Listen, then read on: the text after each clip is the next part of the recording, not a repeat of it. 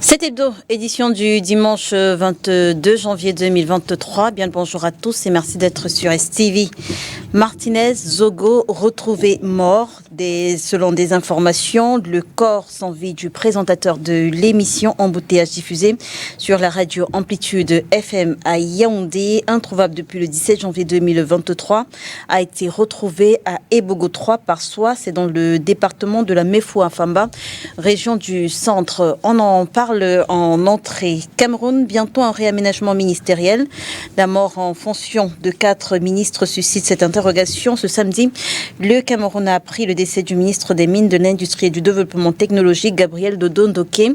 Avant lui, c'était le ministre délégué auprès du ministre de l'Agriculture et du Développement rural, le secrétaire d'État auprès du ministre de la Santé publique chargé de la lutte contre les épidémies et les pandémies et le ministre délégué auprès du ministre des Relations extérieures chargé de la coopération avec le monde des affaires islamiques.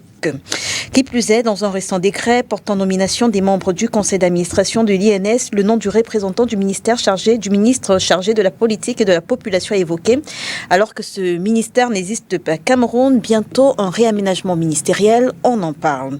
On parlerait également de l'élection sénatoriale annoncée. Quel enjeu pour les partis politiques de l'opposition quand le corps électoral est quasi RDPC. Éducation, comment faire régner la discipline dans les établissements scolaires sans le fouet et organisation de l'Assemblée générale élective de l'organisation de l'ONMC. Le ministre Santé a-t-il été désavoué? Voilà pour les thèmes.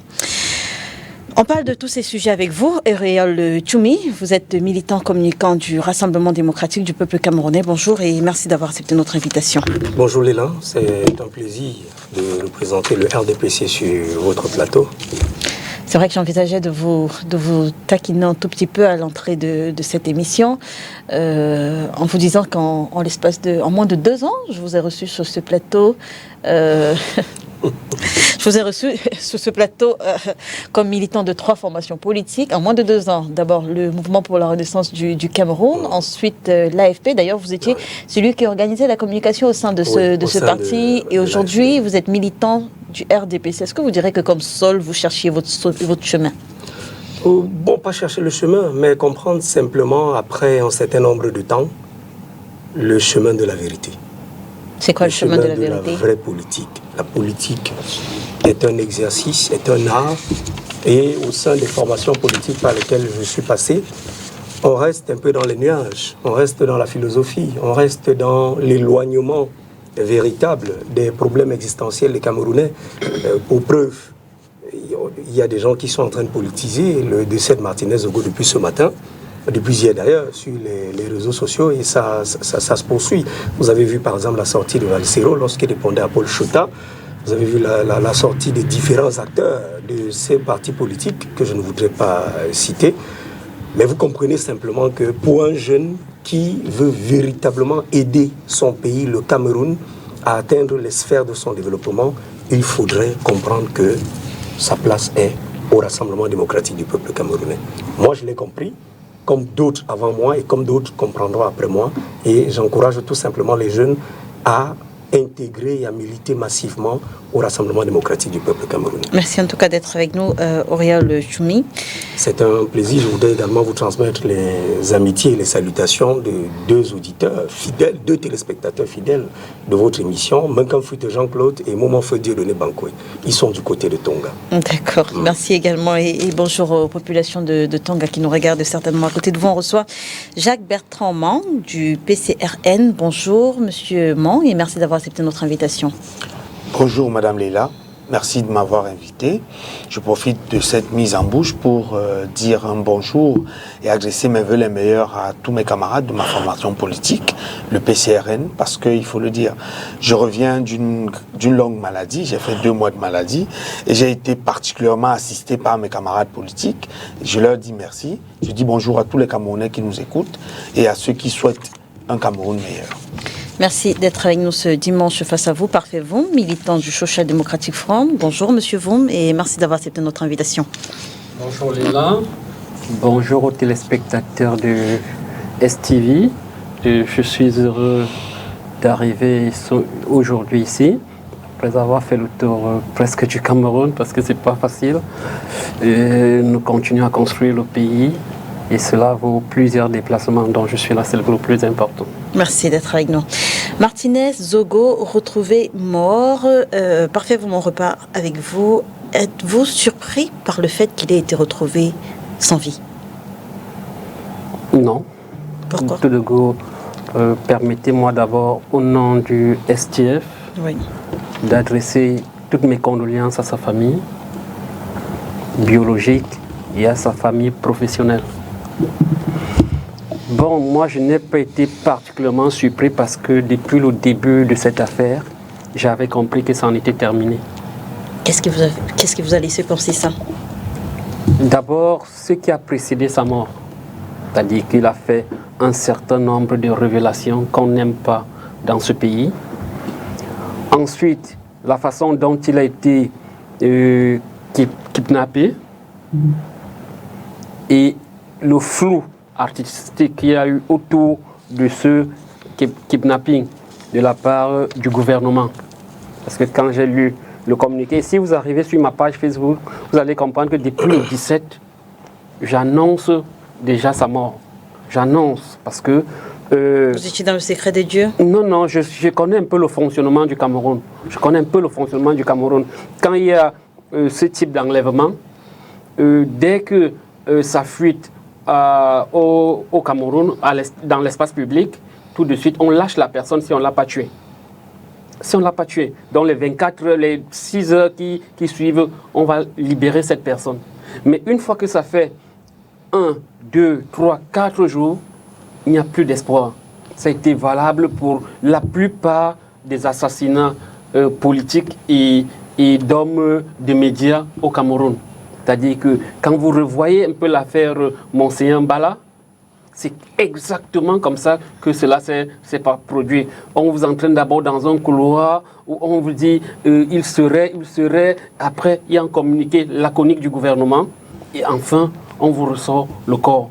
Il faut dire que, et le SDF, tout de suite, le SDF particulièrement dans la région du centre, condamne avec la dernière énergie cet acte odieux. Parce que on ne peut pas remplacer la justice d'État par la justice populaire. Quoi qu'il ait fait, on ne peut pas accepter qu'un homme public, directeur de publication, parce que les gens ont voulu apporter la polémique sur le caractère journalistique. Chef de chaîne. Oui, chef de chaîne ou pas, qu'il est, on l'enlève. Pendant 5 jours, on ne fait rien, on ne nous dit rien de concret. Au contraire, le ministre de la Communication veut donner des leçons aux journalistes au moment où on lui demande où se trouve Zogo. Et donc, cette affaire ne m'a pas surpris. On l'a assassiné et je crois que c'est même devenu un programme politique pour ce système d'éliminer un certain nombre d'acteurs. Et je peux vous assurer que tous ces jours-ci, il y a d'autres qui ont le plus peur, qui ont suffisamment peur parce que ils sont menacés à gauche comme à droite. Et nous autres, ça devient aussi inquiétant pour nous de prendre la parole publique parce que on se dit, au sortir de ce studio, on peut en finir avec nous. Et c'est le comble des systèmes qui sont en fin de mandat. Lorsqu'ils sont dans cette situation, généralement, on ne veut pas la vérité, on ne souhaite pas un certain nombre de révélations. La moindre révélation peut entraîner votre élimination physique. Il est temps que les uns et les autres se mobilisent, que ce soit la corporation, que ce soit les hommes politiques, les hommes publics, pour que justice soit faite à l'égard de ce compatriote qui a certainement, dans le passé, je ne suis pas son soutien indéfectible, je parle du défunt Zogo, il a certainement fait des erreurs, mais ce n'est pas pour cela qu'il doit être éliminé de façon aussi sauvage. Martinez Zogo décédé, quand on sait les dernières révélations qu'il faisait justement sur Amplitude FM, comment est-ce que vous le prenez? Non, je ne voudrais pas court-circuiter l'enquête qui est en cours en établissant immédiatement un parallèle avec révélations qu'il faisait, je crois que rien ne peut justifier ce qui est arrivé à Martinez Zogo. Absolument rien. On ne peut pas trouver de mots pour qualifier ou pour apporter des éléments qui vont dans le sens de légitimer ce qui lui est arrivé. Il y a eu mort d'homme et on devrait savoir raison garder. Parfait. Je pense que politiser la mort de Martinez en parlant de système et de régime, John Froundi a été pendant près de 3 décennies une des personnalités de l'opposition les plus charismatiques dans ce pays. Il n'a jamais eu mal à la tête, n'a jamais fait un accident de la circulation parce que son véhicule était piégé par le régime. Il n'a jamais été tué. Parfait Voum, depuis pratiquement 1 an, a donné caution à la branche populiste de l'opposition. Et jamais, ni sur la route de Yaoundé, ni sur la route de Douala, Parfait n'a été menacé. Il ne faut pas... En fait, ce que vous voulez dire, c'est que les commanditaires, il ne faut pas chercher les commanditaires de cet assassinat dans le régime. C'est ce que vous voulez dire? Ça n'a rien à voir avec le régime. Le régime, c'est un régime piloté par le Rassemblement démocratique du peuple camerounais et qui a uniquement une seule mission, c'est construire le Cameroun. Si à l'intérieur, les gens ont leurs égos et pensent qu'ils peuvent ôter la vie de citoyens, vous n'allez pas mettre ça sous le compte du régime. J'ai menacé quelqu'un. Vous n'écartez pas le fait que ça puisse être un soutien du régime? Un soutien du régime, ce n'est pas le régime. Je ne suis pas en train de dire que les enquêtes nous diront qui a tué bien entendu. Martinez. Mais je suis pas en train. Je voudrais simplement qu'on ne politise pas ça. En ce moment, la veuve, la famille, les journalistes, et d'ailleurs le MINCOM l'a rappelé, donc l'État aussi, en ce moment, on reparlera de ce communiqué. On reparlera de ce communiqué du MINCOM. Le coup de ce qui arrive à Martinez Zogo. Il ne faut pas tout politiser dans la vie, parce que c'est ça qui nous déshumanise un tout petit peu. Les images qui ont été balancées dans les forums WhatsApp ce matin, et même sur Facebook, pour ceux qui ont le courage de le faire, sont des images d'une barbarie à nul autre pareil. Et je peux vous dire, nous, au Rassemblement démocratique du peuple camerounais, nous condamnons cet acte avec la dernière énergie et nous appelons à l'ouverture immédiate d'une enquête. D'ailleurs, une enquête a déjà été ouverte par les services compétents. On ne peut pas politiser ce qui est arrivé à Martinez. Ceux qui disent que non, il n'était pas journaliste, non, la loi de 90 est claire. Est reconnu apte et est reconnu journaliste toute personne qui, sur la base de ses compétences, de sa faculté, est reconnue apte au traitement, à la collecte, au traitement, à la diffusion de l'information. Martinez Zogo était journaliste, il faut le considérer comme tel. Est-ce que maintenant, ce qu'il faisait sur les antennes d'amplitude FM était du journalisme? Absolument pas. Il n'y a pas un genre journalistique qui s'appelle dénonciation. Ça n'existe pas. Martinez a recoupé un certain nombre d'informations. Il a eu des documents et il les a déposés à la primature, à la présidence de la République, au MINDEF, à la DGSN. Ça, c'est un travail de dénonciation. Ça, c'est clair. Mais maintenant, pendant que vous déposez ces documents dans ces services compétents, vous déposez parce que vous voulez que justice soit faite. Vous voulez que la vérité éclate. Si vous en faites un traitement sur les antennes d'amplitude FM dans le cadre d'une émission censée être journalistique et que vous appelez cela dénonciation, ce n'est pas la dénonciation, mais ça ne peut aucunement justifier qu'il soit tué. Les recoupements qui ont été faits par des confrères, et là c'est le journaliste qui parle, montrent clairement qu'il a été attaqué dans un quartier par des gens qui étaient dans un véhicule et ces gens ont percuté son véhicule et les airbags de leur véhicule sont sortis. En ce moment, je puis vous rassurer que la police camerounaise est sur la trace de ce véhicule parce que tous les garages de Yaoundé ont été quadrillés. Nous n'allons pas rentrer dans le dossier en ce moment pour vous dire que l'enquête suit son cours et il faudrait simplement laisser que la DGSN et en collaboration avec la gendarmerie nationale puissent faire leur travail et que l'enquête... Jacques Bertrand, non. Cette situation, Martinez Zogo retrouvé mort, ça vous interpelle, ça vous inquiète? C'est inquiétant.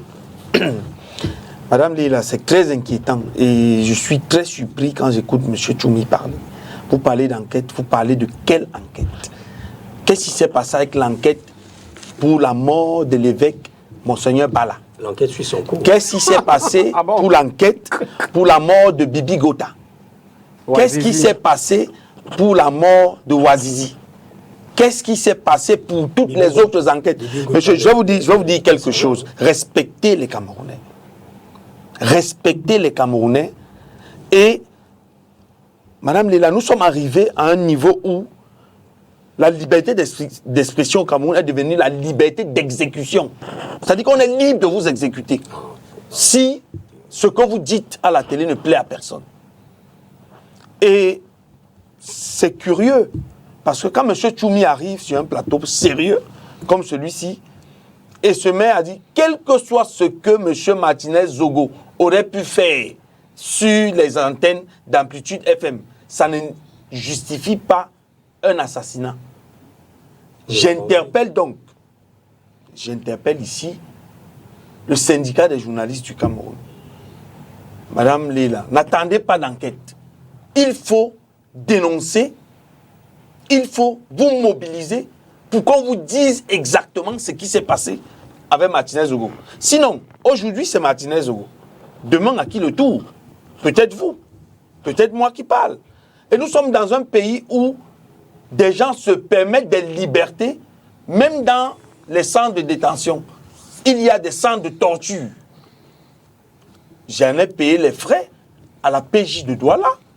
J'ai été torturé pendant 7 jours. Après être interpellé dans mon bureau. Pourquoi? Vous leur demanderez. Non, je veux dire, pourquoi est-ce que vous avez été interpellé? Des gens estimaient que j'étais un terroriste, simplement parce que j'avais garé mon véhicule dans une zone sécurisée. C'est tout. Donc, je veux vous dire que nous sommes... de garer le véhicule, là? Et lorsqu'on vous garez votre véhicule dans une zone, on vous torture pendant 7 jours. Écoutez donc, M. Tchoumi, vous voyez la dangerosité des propos de ces gens du RDPC. Je vous dis, je vous mets au défi, Madame Léla. M. Martinez Zogo a été assassiné par les sbires du régime. Nous le disons parce que ce n'est pas la première fois. Je veux dire, vous ne pouvez pas l'affirmer de façon péremptoire. Après, il va crier qu'on l'a arrêté 7 jours. Ah, parce que vous vous apprêtez à m'arrêter. Ce qui se passe, c'est qu'on est dans un pays où on veut cultiver la peur. On aimerait que les gens aient peur, que les gens ne puissent pas s'exprimer. Mais sachez-le, nous sommes en fin de régime. Pourquoi faut-il chercher les commanditaires de ce meurtre forcément dans le régime et pas ailleurs? Puisque c'est eux qui tuent. Qui a intérêt à tuer Martinez Zogo? Qui a intérêt à tuer Martinez Zogo si ce n'est les gens du régime? Puisqu'il a fait des dénonciations graves ces derniers jours, il a apporté des preuves. Je veux dire, on a retrouvé des noms également des personnes de l'opposition dans les lignes 94 et autres. Et justement, je vois... Madame Léla, oui. Ne sombrons pas dans la distraction. Ce qui se passe est très grave. Si les journalistes camerounais ne frappent pas du poing sur la table, je vous assure que d'autres suivront. D'accord.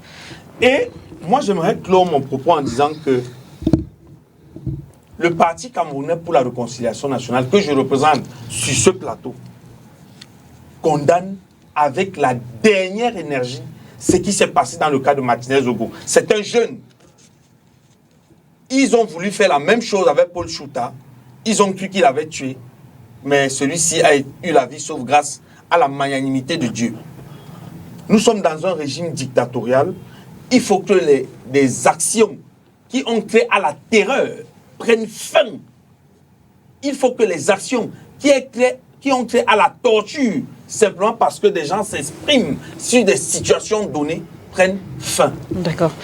Pour ce deuxième tour de table, repartons avec vous, Oriol Tchoumi. Justement, le 20 janvier, le ministre de la Communication a publié un communiqué sur la disparition de Martinez Zogo. Parlant de ce communiqué, était-ce le lieu de rappeler la responsabilité des journalistes? Je veux dire, une seule phrase sur la situation. Le gouvernement suit avec beaucoup d'intérêt, avec l'intérêt qui lui est dû cette situation.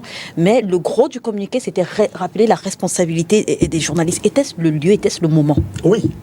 C'est une communication gouvernementale qui vise non seulement à sensibiliser, mais aussi à éduquer. Je veux dire, au moment où on recherche Martinez Zogo, on attend du gouvernement, on attend du gouvernement qui puisse nous dire, selon les enquêtes, voici où on en est, enfin, donner un élément nouveau. Non, dans le communiqué, c'est le premier communiqué. Le communiqué écrit pratiquement 48 heures après l'enlèvement de Le 20 janvier, 3 jours, oui. 3 jours. Pratiquement, le communiqué écrit 48 heures pratiquement après l'enlèvement de Martinez. C'est un premier communiqué, c'est un communiqué qui plante le décor. Il est écrit dans les règles de l'art. La pyramide inversée, information capitale. Voici ce que le gouvernement a pris. Information secondaire, tout également capitale. Voici ce qui a été mis en œuvre. Une enquête. Le ministre. Je veux dire, peut-être est-ce le lieu de lire rapidement, de relire rapidement ce communiqué. Communiqué du gouvernement. Le public a été informé de la disparition depuis quelques jours de Monsieur Zogo Martinez, chef de chaîne de la radio urbaine dénommée Amplitude FM et animateur de l'émission quotidienne Embouteillage bien connue. Les informations actuellement disponibles font état de ce que l'intéressé n'est présent ni à son domicile ni à son lieu de service. Le gouvernement suit cette situation avec tout l'intérêt qu'elle mérite. À cet égard, des instructions ont été données afin que toute la lumière soit faite sur la disparition jusqu'à date de Monsieur Zogo Martinez. Au demeurant, c'est le lieu de redire que le gouvernement a toujours eu à cœur de garantir le libre exercice de la profession de journaliste dans le cadre et le respect des lois et règlements en vigueur, de l'éthique et de la déontologie qui régissent cette profession. Et dans cette perspective, le gouvernement réaffirme que tout est et sera toujours mis en œuvre pour préserver la liberté de la presse dans notre pays, en même temps qu'il en appelle au sens de responsabilité, au professionnalisme des journalistes qui exigent l'exercice de leur noble métier. Avez-vous la sensation effectivement que tout est mis en œuvre pour préserver la liberté de la presse au Cameroun? Vous êtes également journaliste. Voici un jeune qui est en train d'insulter le régime, et qui pourtant tout à l'heure sera en train de manger un bon plat de taro quelque part. Rien ne lui arrivera. Mais pourtant, il traite ce régime-là de... Vous ne savez pas ce qui m'est déjà arrivé pour mes prises d'opposition, M. Tchoumi. Ne le dites pas, je ne vous permets pas de le dire. Je vous ai confessé ici tout à l'heure que j'ai été torturé simplement parce que j'ai garé un véhicule quelque part dans la République. Donc, je ne veux pas que vous preniez cela et parliez comme si... Merci, monsieur. Je vais conclure en disant rapidement, j'ai pris son temps de parole. Vous n'avez pas la parole, justement. Les enquêtes ne rassurent plus. D'accord. Aucune enquête ne rassure plus au Cameroun. Permettez, Auréole, tu m'y avais la parole. Allez-y, Quand le Auréole. PCRN prendra le pouvoir en 2025, bonne chance, les enquêtes rassureront au Cameroun. Mais toutes les enquêtes qui ont été diligentées dans ce pays, 3/4 de ces enquêtes ont eu leurs résultats, on en parlera. Je vous disais donc que le communiqué du ministre de la Communication est un communiqué qui obéit aux normes en matière de communication institutionnelle. Ce n'est pas une communication de crise. C'est une communication informative, purement informative. Les 2 premiers paragraphes constituent le pilier central de ce communiqué. C'est la pyramide inversée. Nous enseignons ça dans les universités, parfait. Vous avez appelé ça communiqué laconique. Je peux comprendre que vous politisez tout dans ce pays. Il y a eu mort d'homme. Au RDPC, nous ne politisons pas. Le dernier paragraphe de ce communiqué commence par quoi? Au demeurant, le ministre est dans son rôle. Le ministre est dans sa fonction la plus élémentaire, la plus basique. Rappelez aux journalistes, je vous ai dit tout à l'heure qu'il n'y a pas un genre d'information qu'on appelle la dénonciation. Ça n'existe pas. Vous ne trouverez ça nulle part. On peut faire une enquête, on peut faire un documentaire, on peut faire n'importe quoi, mais rester strictement professionnel. Auréole Tchoumi, au moment où Paul Tchouta, sur sa page, annonce justement qui serait le prochain, qu'est-ce qui est attendu du gouvernement sur le cas Paul Tchouta? Aujourd'hui, on a perdu Martinez Zogo. Qu'est-ce que devrait faire le gouvernement sur le cas Paul Tchouta? Paul Tchouta n'est pas en danger. Paul Tchouta ne court aucun danger. Vous êtes un blagueur, monsieur. Monsieur, je vous en prie. Paul Tchouta avait fait un certain nombre de sorties, oui, et par la suite, il s'est retrouvé en danger. Il a déposé une plainte et l'enquête suit son cours. Toutes les enquêtes. Il ne faudrait pas qu'à l'heure actuelle, tout le monde récupère. J'ai lu, il y a Justine Difo qui a écrit, pardon, je veux partir du Cameroun, parfum vous aussi, bientôt va partir du Cameroun. Non, moi je n'irai nulle part. Personnellement, je n'irai nulle part. Il ne faut pas mélanger des affaires. Et je vais vous dire quelque chose, Léla. Et là, je sors un tout petit peu du cadre Martinez pour ne pas choquer. La pratique du journalisme à Yaoundé est totalement différente de la pratique du journalisme de Douala. Douala fait du pur journalisme. Yaoundé fait du sensationnel. J'ai été rédacteur en chef de Le Démenti FM de Georges Gilbert Baola. Je puis vous dire que mon patron avait une tranche d'antenne qui commençait à 8h et finissait à 13h, 5h. Aucun format médiatique au monde n'admet ça. Mais vous avez travaillé là-bas. Donc, à Yaoundé, les gars sont aujourd'hui dans des luttes. Et chaque journaliste, chaque animateur est utilisé à des fins que tout le monde connaît. Mais il ne faudrait pas que vous mélangiez Paul Chouta à ça. Je ne sais pas s'il y a des gens, s'il y a des clans quelque part qui donnent à Paul Chouta des documents. Et ce qui me dérange, c'est que dans les documents que Martinez Zogo a diffusés, Parfait et les autres ne voyaient qu'un seul nom, Amogo Belinga. Non, Comme s'il ne s'agissait que personne n'a cité. D'un apparatique du régime ou d'un paria du régime. Auriol Choumi, personne n'a cité. Les opposants sont là-dedans. Un ancien footballeur est là-dedans. Son nom est là. Fondation Jean de Makoun. Le document est là à l'intérieur.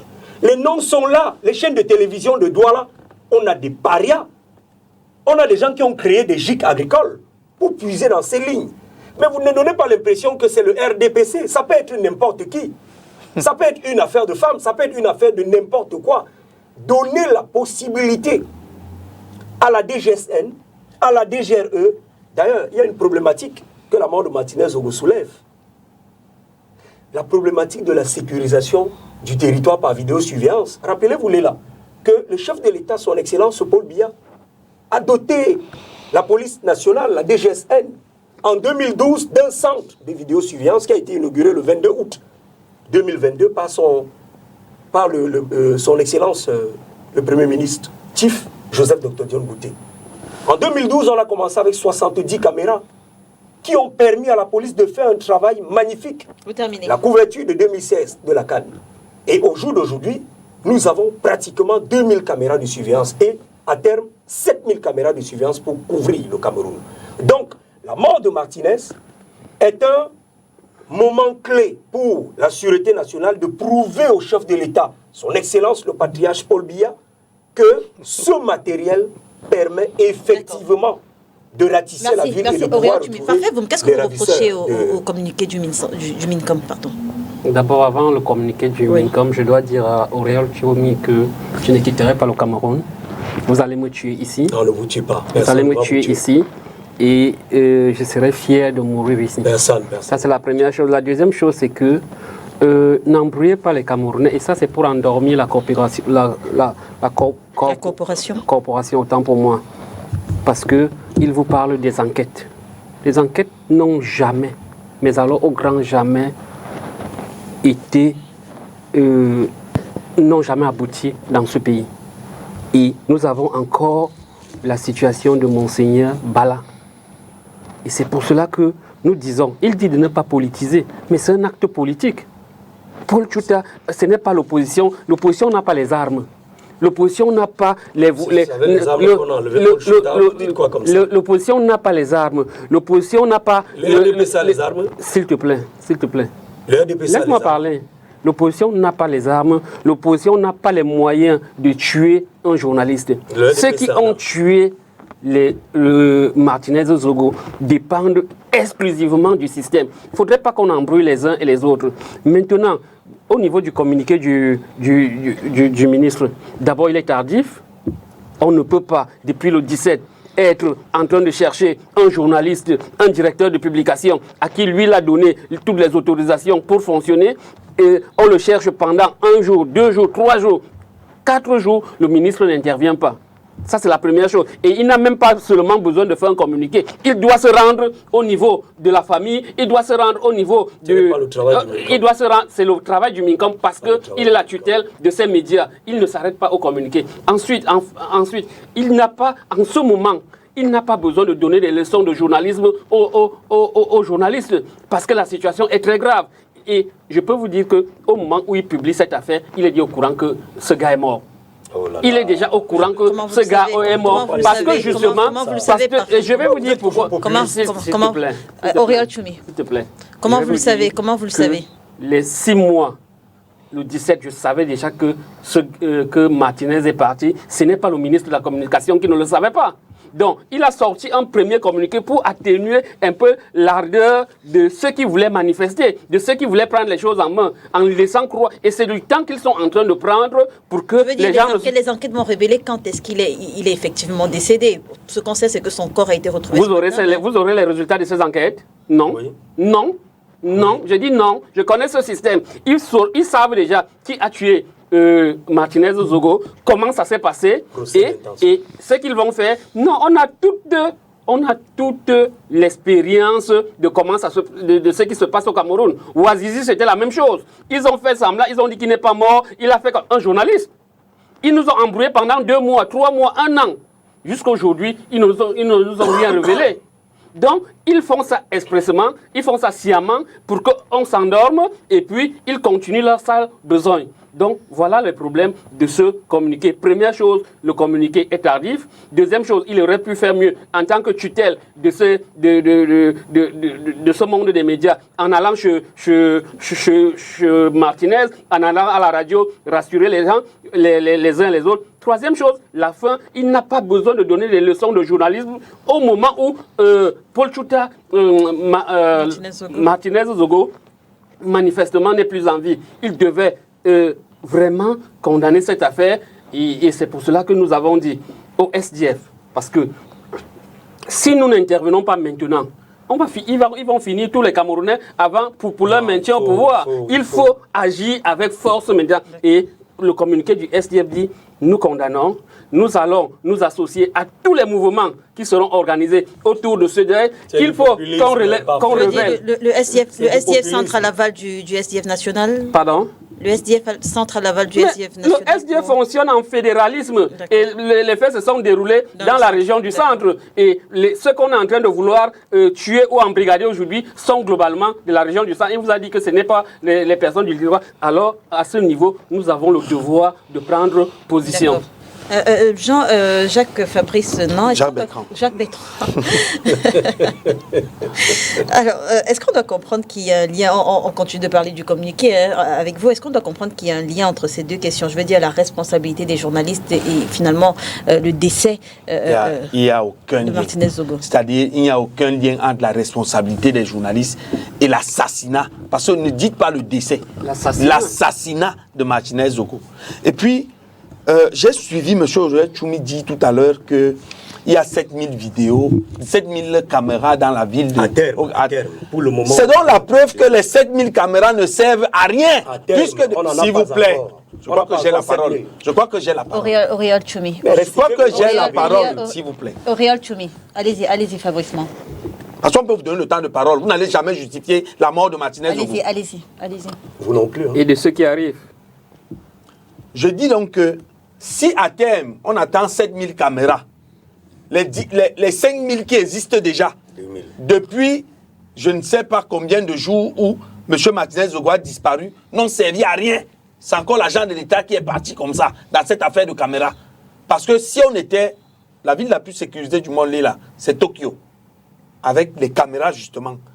Dans un pays normal, on n'a pas besoin de 24 heures pour trouver la voiture qui a servi au kidnapping de Martinez Zogo, avec les caméras qui sont dans la ville de Yaoundé. Monsieur Mang, ils ont toute l'information. Et ils ont l'information, ils ne la publient pas parce que ce sont eux les commanditaires. C'est ça le problème. Ce sont eux les commanditaires. Ils ont l'information. Et je dis, c'est très grave ce qui se passe. Nous, au PCRN, lorsque nous serons au pouvoir et que nous utiliserons les caméras, en moins de 2 heures de temps, on pourra déterminer où sont parties les 2 voitures, celle de Martinez Zogo et la voiture qu'il a kidnappée. Je dis donc que, Madame Leila, il n'y a aucun lien entre la responsabilité des journalistes et l'assassinat de Martinez Zogo. Ce n'est pas parce qu'un journaliste n'a pas bien fait son travail qu'il mérite la mort. Ce n'est pas parce qu'un journaliste n'a pas rendu... Un état sauvage. Mais nous sommes dans un état jacobin. Et je vais vous dire, le ministre de la Communication devrait déjà, à l'instant où je parle, rendre son tablier. Simplement parce que... Il faut lui demander... Il devrait déjà rendre son tablier. Simplement parce que son communiqué n'a rien produit. Au contraire, après son communiqué, on a vu la mort de Martinez Zogo. On a découvert le corps de Martinez Zogo. Ça veut dire que depuis le jour où il a fait le communiqué, jusqu'à aujourd'hui, lui-même n'a rien fait. Il est resté dans son bureau pour faire des communiqués. Alors qu'un jeune Camerounais était en train de se faire assassiner simplement parce qu'il a osé dire la vérité. La vérité, c'est que nous sommes dans la malgouvernance. La vérité, c'est que les Camerounais souffrent. La vérité, c'est que l'argent du contribuable, qui devrait servir à tous les Camerounais, est détourné par certains. Et c'est la seule faute que Martinez Zogo a commise. Le fait de l'avoir dit. C'est pour cela qu'il va à la tombe. Auriol Tchoumi, qu'est-ce qui fait du Cameroun aujourd'hui un état de droit? Tout. Une émission comme celle que nous sommes en train de faire, par exemple, où quelqu'un peut faire autant de conjectures. Je voudrais rappeler à mon camarade... Je veux dire, partant du cas Martinez Zogo, est-ce qu'on peut affirmer qu'aujourd'hui qu'on est toujours dans Le taux de criminalité à Tokyo, monsieur, est de 21,4%. Monsieur, Tokyo est la ville la plus sécurisée du monde. Si vous n'avez pas l'information, renseignez-vous avant de venir sur le plateau de télé. Ce n'est pas parce que vous criez, je peux crier plus que vous. Personne ne crie. Voilà, laissez-moi parler. Le taux de criminalité à Tokyo est de 21,4%. Et le taux de criminalité au Cameroun est de moins de 6%. Vous êtes un blagueur. Vous comprenez? Vous êtes un blagueur, monsieur Tchoumi. Monsieur, ce sont des indicateurs clés de la sécurité dans le monde. Revenons sur l'état de droit. C'est de ça qu'on parle. Le Cameroun est toujours quand vous avez des gens qui passent leur temps à diaboliser leur pays, répondez à la question qui vous a été posée. Le Cameroun a tous les éléments d'un état de droit. Aussi bien en termes de libéralisation de l'audiovisuel, en termes d'expression de la démocratie, en termes de droits de l'homme, avec toutes les commissions. Son Excellence, le chef de l'État, le patriarche Paul Biya, a mis sur pied toutes les institutions qui favorisent la création de l'État de droit. Ça n'empêche pas qu'un certain nombre de bévues soient rencontrés ça et là. Et c'est à ce moment que la justice rentre dans son rôle, celui de dire le droit. Je ne comprends pas. Le corps de Martinez est encore là, tout frais. Et vous avez le PCRN et le SDF Centre, parce que je l'attribue parce qu'il fait au SDF, se retrouvent sur un plateau de télévision à crier la malgouvernance, là ceci, là cela, là ceci, là cela. C'est incroyable. Monsieur, quand il y a mort d'homme, on arrête les batailles de politique politicienne. Parce que je vais vous dire, ce qui plombe notre pays, justement, c'est ça. C'est le discours qui est orienté vers des choses qui ne sont véritablement pas concrètes. Vous ne pouvez pas, il y a eu mort d'homme.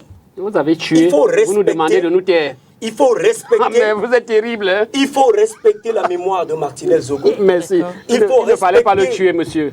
Il ne fallait pas le tuer. Vous finissez de tuer quelqu'un. Vous demandez de respecter quelqu'un. Vous pouvez prouver que le RDPC... Vous finissez de tuer quelqu'un. Non, le PCRN peut prouver que le RDPC... Adieu Martinez Zogo. Vous êtes un blagueur. C'est ce que vous dites sur un plateau de télévision. C'est ce que vous dites. J'ai dit que c'est le régime. C'est ce que j'ai dit. Mais si vous voulez dire que... Vous mettez quoi dans le régime? Si vous voulez dire que le RDP c'est le régime, vous mettez quoi dans le régime? Le RDPC n'est pas loin de tout ça. Ah voilà. Merci messieurs. Aujourd'hui... Donc, soyez un tout petit peu sérieux. Vous n'avez pas de leçon. Quand vous avez tué des gens, vous tuez un jeune, vous me demandez à moi. Dès que c'est vieux, vous êtes allé demander pardon au Sherman. Parfait. Vous êtes dans la rigolade. Le populisme qui vous a amené des badauds. Vous avez amené un badaup qui est difficile à le dire alors que c'est faux. Non, non, vous avez demandé s'il y a des preuves. Le populisme devrait cesser. Messieurs, vous avez amené un badaup ici. Le populisme devrait cesser. Vous avez dit que... Je respecte. Merci. Alors aujourd'hui, qu'est-ce qu'il a attendu? On sort de ce sujet. Qu'est-ce qu'il a attendu du gouvernement? Du gouvernement? Oui. La démission du ministre. Première chose, c'est que moi, je n'attends pas grand-chose. D'accord. Pourquoi? Parce que on est habitué. Par le passé, on a tué. Le présent, on tue. Le futur, on tuera. Donc, à ce niveau. Maintenant, ce que j'attends des autres acteurs, c'est d'arrêter la saignée. Et pour cela, Madame Léla, Parfum Vom, je ne mets pas Tchoumi, parce que eux, c'est leur programme politique. Mon frère Man, nous sommes en danger. Et nous devons individuellement et collectivement se mobiliser pour sauver d'autres vies. C'est la branche populiste. Pour sauver d'autres vies. Sauver d'autres vies et de telle sorte que on limite au moins les dégâts. Pour le gouvernement, n'attendez rien. Ils vous ont dit Martinez est allé cogner au niveau d'un poste de gendarmerie pour se protéger. Il n'y avait apparemment personne. Mais selon des informations, il n'a pas pu. Selon des informations également recoupées, il n'aurait pas atteint ce poste de gendarmerie. Au moins à ce niveau, il pouvait avoir des caméras. Il y en a. Dans tous les cas, moi, je suis dans la logique où le gouvernement a toutes les informations, tous les détails, le fichier et la traçabilité de ceux qui ont tué Martinez. S'il est un peu sérieux pour une fois, qu'il nous les livre. Mais comme on fait toujours comme ça, après, qu'est-ce qui nous arrive? Rien. Bien carbois. C'est dans cette logique qu'ils sont. On attend. Merci, monsieur Vong. Cameroun, bientôt. Tu n'as pas de leçon. Merci, messieurs. Merci. Cameroun, bientôt un réaménagement ministériel. La mort en fonction de 4 ministres suscite cette interrogation. Ce samedi, le Cameroun a appris le décès du ministre des Mines, de l'Industrie et du Développement technologique, Gabriel Dodo Ndoké. Alors, monsieur Mand, déjà 4 ministres décédés en fonction entre 2021 et 2023. Direz-vous que c'est le moment de revoir l'équipe gouvernementale en place? C'était déjà le moment très longtemps de revoir l'équipe gouvernementale. Parce qu'après les élections au Cameroun, on n'a pas eu un remaniement ministériel. Ce qui n'est pas normal. On a des gens qui sont là. Nous sommes dans un bateau là où il n'y a pas de capitaine. Là où des ministres meurent, c'est comme si rien n'est fait. Je veux d'abord m'incliner sur la mémoire du ministre M. Ndoké qui est décédé. Et j'aimerais dire que le président de la République ne fait plus son travail.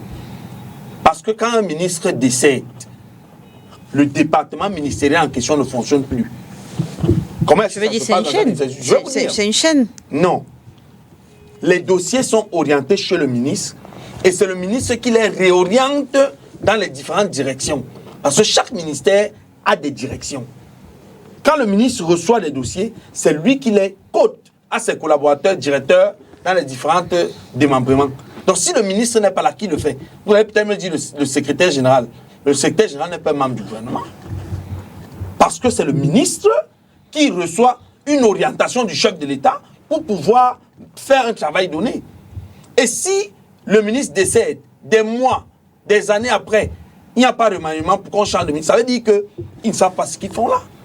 Ça veut dire que le président de la République ne fait pas son travail. Mais c'est quelque chose de très grave dans le management moderne, dans un État normal, que l'on puisse perdre un ministre. Normalement, après le décès, les jours qui suivent, on devrait changer parce qu'il y a ce qu'on appelle la continuité du service public. Qu'est-ce qu'on met donc dans la continuité du service public si les ministres ne sont pas remplacés? C'est la preuve que nous sommes dans un gouvernement où les gens ne travaillent pas. Et ils vont accuser l'inertie parce que c'est lui-même encore, le chef de l'État, qui avait parlé d'inertie lors de l'un de ses discours. S'il ne change pas les ministres qui décèdent, comment est-ce qu'il n'y aura pas d'inertie?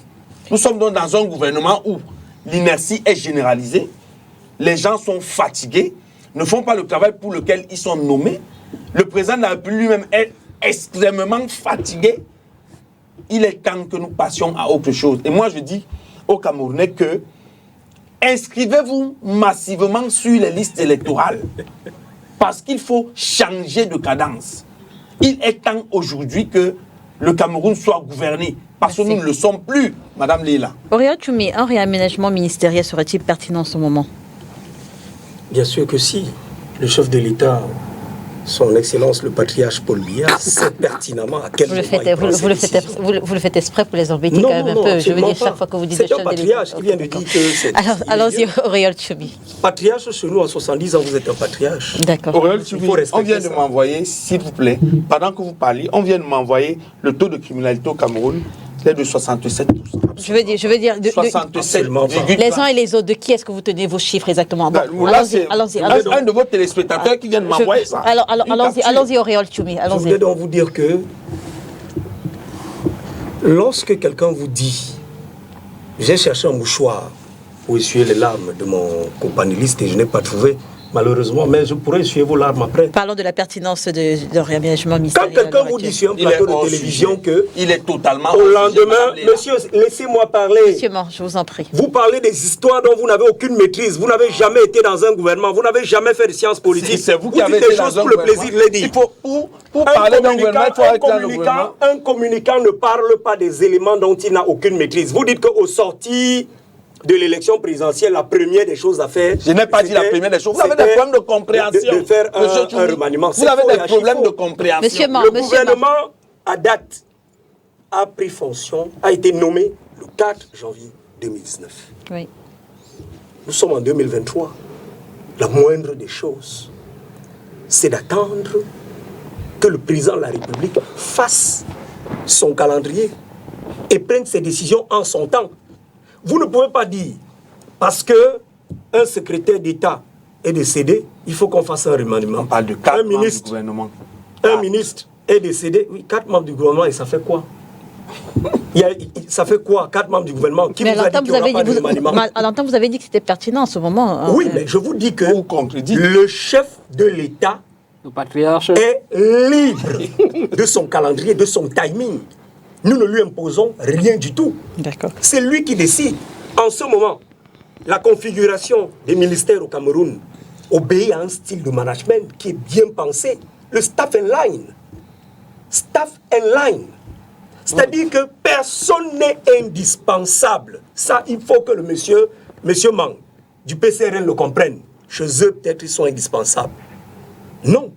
Le staff and line est un type de management qui repose sur 2 piliers. Un pilier de personnes qui prennent des décisions et un pilier de personnes qui les appliquent du point de vue opérationnel.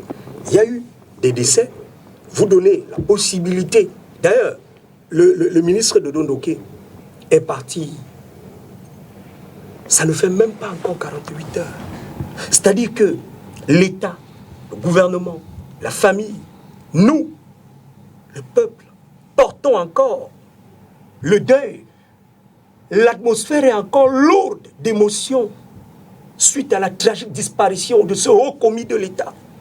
Que déjà, les gens pensent à son remplacement. C'est-à-dire que, comme si au PCRN, on n'attend plus que les ministres meurent. Bientôt, on va me dire qu'il faut rapidement que Koutès décède. Il faut rapidement que tel autre ministre meure. Manaouda meurt. Ndale Bibé meurt. Il faut qu'il meure rapidement pour qu'on trouve leur représentant. On ne peut pas tout politiser dans un pays. C'est extrêmement dangereux. Donc, il y aura naturellement un remaniement ministériel, mais ça obéira au calendrier de son Excellence, le patriarche Paul Biya. Alors, parfait. Quels sont les éléments aujourd'hui qui appellent à une réorganisation de l'équipe en place, l'équipe gouvernementale? D'abord, permettez-moi d'adresser mes condoléances à la famille du ministre des Mines. D'accord. Parce qu'effectivement, ça a été une mort pratiquement surprise. Maintenant, quand je l'ai dit, je ne pense pas que le remaniement ministériel soit une urgence au Cameroun. C'est le remaniement présidentiel qui est le plus important. C'est de cela qu'on a besoin. Est-ce que si on remplace les quelques ministres là, on aura la marmite de la ménagère sera pleine? Est-ce qu'on aura davantage l'eau et l'électricité? Est-ce qu'au niveau des mines, ça va mieux avancer? Et d'ailleurs, le président Biya avait dit, et ça je cite Marafa, que j'ai des ministres titulaires et des sous-ministres. Je crois que ce sont peut-être les sous-ministres qui sont en train de partir. Les ministres titulaires sont encore là et ça ne dérange pas l'équilibre du président Biya. Donc c'est pour cela que je pense qu'il n'y a pas, à leur niveau, il n'y a pas d'urgence. Ce qui est important, c'est le remaniement présidentiel. Comment faire partir le président Biya pour que le pays commence à mieux fonctionner. Oh là là. Avec les journalistes. Oriol Tchoumi. Allez-y. On a fait le tourisme dans les partis politiques, on a ce genre de comportement. Ouais, donc c'est pour cela que je dis, c'est pour cela que je dis, non, lui-même n'est pas léger. Il n'est pas léger. Et depuis là, il ne fait que ramasser les ragots dans les quartiers pour venir les placer ici. La réplique est nécessaire. La réplique est nécessaire. Vous savez pour dire que... Qu'est-ce qui est une vérité, Oriol Tchoumi? Vous le savez. Qu'est-ce qui est une vérité? C'est votre temps de parole, je le respecte. Allez-y, donc c'est pour dire que en réalité, il n'y a pas un déséquilibre structurel au niveau du gouvernement. Le gouvernement et comme je l'ai rappelé, Paul Biya avait dit j'ai des vrais ministres et des petits ministres. Pour le moment, il considère que ce sont les petits ministres qui sont partis, je mets ça entre guillemets, et que ça ne déséquilibre pas fondamentalement le statut du gouvernement. Et là, ils peuvent continuer à travailler. Dans un autre pays. Et d'ailleurs, ce n'est pas seulement au gouvernement. Même lorsqu'il y a des députés qui sont partis, c'est vrai que la loi n'autorise pas que des gens soient remplacés, mais même lorsqu'il y a un certain nombre de défaillances au niveau du Parlement, on ne remplace pas les députés. Même lorsqu'il y a des défaillances au niveau des maires et des maires, c'est rare qu'on les remplace, ainsi de suite. Donc pour le moment, je pense que aujourd'hui, ce n'est pas une urgence pour eux. Et aussi, ce n'est pas une urgence pour nous. Le problème, l'urgence, c'est comment voir le président de la partie. Dans le décret portant nomination des membres du conseil d'administration de l'INS, le nom du représentant du ministère chargé de la politique et de la population reste attendu. Quand on sait que ce ministère n'existe pas au Cameroun, pensez-vous que ce décret annonce un ministère en gestation? Je veux dire, un nouveau ministère en gestation au Cameroun? Cette question revient tout le temps. Et ça me rappelle tout simplement que les citoyens doivent davantage s'informer sur les rôles des ministères. Il y a un ministère de la population au Cameroun, c'est le MINEPAT.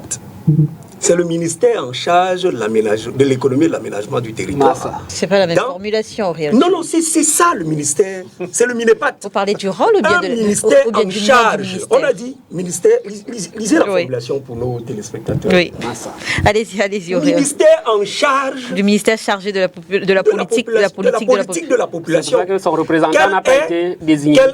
Il sera désigné. Pourquoi on désigne pour les autres, on ne désigne pas pour lui? Je veux comprendre. C'est une question de timing. Vraiment. C'est une question de timing. Et tant que vous n'allez pas comprendre que c'est comme ça que ça marche, vous serez toujours dans la plainte. Et je ne suis pas venu avec les mouchoirs pour vous essuyer des larmes. Non pleurons, on est fiers de pleurer. Le ministère, non. C'est notre pays. Sérieux. C'est notre pays. On doit pleurer. Le ministère en charge de la politique de la population, c'est le MINEPAT. Ministère de l'économie, de la planification et de l'aménagement du territoire. C'est ce ministère qui a une triple mission, c'est de tout mettre en œuvre avec des administrations concernées pour travailler en matière d'aménagement, en matière de planification et en matière de ressources économiques. C'est le MINEPAT. Donc, le représentant du MINEPAT sera nommé dans les jours, les semaines à venir par le chef de l'État. Alors, monsieur Mao, au total, le Cameroun compte pas moins de 30 ministères. Est-ce que vous percevez toujours leur utilité? Ils ne sont pas utiles. Je vais vous dire, je vous réponds de manière directe. Puisque les Camerounais continuent à souffrir du manque d'électricité, du manque d'eau, le panier de la ménagère qui ne suit pas, le chômage qui est grandissant, la corruption qui est... Donc, cette pléthore de ministres ne sert à rien.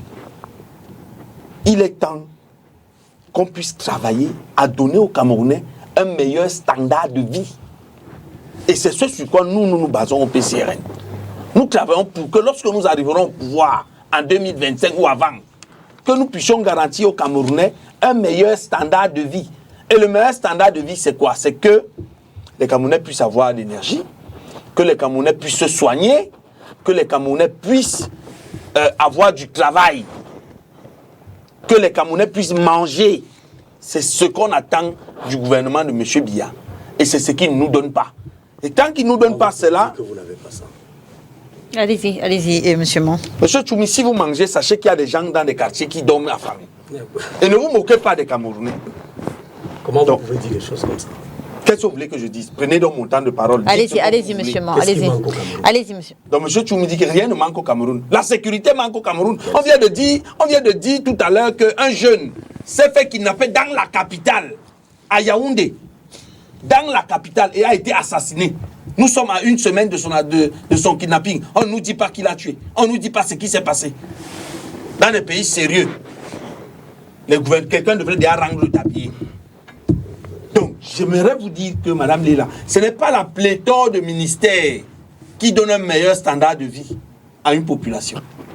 On aimerait avoir des ministères stratégiques qui font un travail de fond pour que les Camerounais aient un meilleur standard de vie. Mais comme ORDPC et petits copains, le plus important, ce n'est pas la condition des Camerounais. Le plus important, c'est la conservation du pouvoir et le fait de récompenser les amis. Parce que ce nouveau ministère qui est en gestation, on a l'intention de récompenser quelqu'un. Il n'y a aucun nouveau ministère en gestation. C'est nous qui avons cité cela, mais Madame appelez Léla. Simplement. Léla, est-ce que c'est nous qui avons cité? Informez-vous. C'est vous qui n'êtes pas informés. Informez-vous. Vous jouez au sophiste. Quand on dit au Cameroun, le ministère, quand on dit au Cameroun, le ministère en charge de parole. Auréal Tchoumi. Quand vous parlez, je vous écoute. Auréal Tchoumi. Quand vous parlez, vous n'allez pas être Auréal Tchoumi. C'est vous qui n'êtes pas cultivé. Parce que si je démontre cela aux Camerounais. Si le ministère de la population dont tu parles était le MINEPAT, on devait directement nommer le représentant. Ministère en charge de la politique de la population. Monsieur Tchoumi. Auréal. Allez-y, monsieur Ma. Vraiment, le PCRN, il faut que j'appelle Cabral. Cabral doit former les communicants du PCRN. Cabral ne parlera pas avec vous. Non, il parle vous avec n'êtes pas au niveau de discuter avec lui. C'est un ami. Vous êtes un blagueur. C'est un ami. C'est un président de parti. Auréal Tchoumi. Auréal, je vous en prie. Allez-y, monsieur Ma. Je dis, et monsieur Tchoumi, dans son sophisme, ne m'empêchera pas de dire ce que je pense. Je dis que si le ministère dont nous parlons était le MINEPAT, on devait déjà trouver le responsable et le nommer. Mais comme ça n'existe pas, comme le ministère en question n'existe pas, on a laissé un vide. Et nous disons que, nous les Camerounais, nous disons à M. Biya que ce que nous voulons, c'est l'eau, l'électricité, le travail. Parce que les Camerounais, on n'a pas besoin. Je n'en avais même pas. Vous n'êtes pas sûr que monsieur l'avait. Vous n'êtes pas sûr. C'est bien, vivez dans on n'a pas besoin d'un nouveau ministère pour qu'il y ait des dépenses de l'État. Il n'y a aucun nouveau ministère. Quand vous ne on n'en a pas besoin. D'accord. S'il n'y en a même pas, c'est parfait. C'est bien. Mais s'ils ont l'intention de donner un autre, on dit donc que nous n'en avons pas besoin. Parce que nous avons nos problèmes de base. Les Camerounais n'arrivent pas à se soigner. L'assurance santé universelle dont vous nous avez promis, monsieur le président de la République, nous continuons à attendre. Nous n'attendons pas de vous de nommer un nouveau ministre. Nous attendons de vous de garantir la paix au Cameroun, la stabilité et le mieux-être social. En 30 secondes, Auréal Tchoumi, et puis on va sortir du sujet avec Parfait-vous. Planification. Élaboration de la politique de développement économique et culturel de la nation, sociale, en liaison avec les administrations concernées. Je vous ai dit, Cabral Libi a intérêt à former les communicants du D'accord. Alors, on sort avec... Donc, chers téléspectateurs de STV, le ministère au Cameroun en charge de la politique de la population, c'est le MINEPAT. D'accord. Alors, le gouvernement Joseph John Gauthier, formé le 4 janvier 2019, dirige l'exécutif au Cameroun. Il est constitué de 63 membres, dont le Premier ministre, 4 ministres d'État, 31 ministres, 12 ministres délégués, 5 ministres d'État chargés de mission et 10 secrétaires d'État. Est-ce que vous percevez toujours l'utilité de toute cette équipe ?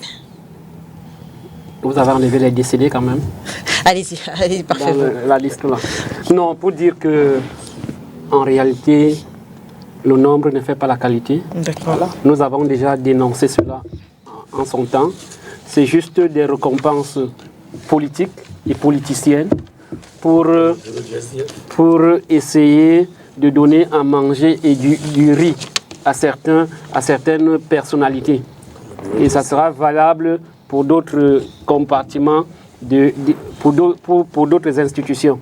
Donc ce n'est ni efficace, ni utile, ni nécessaire.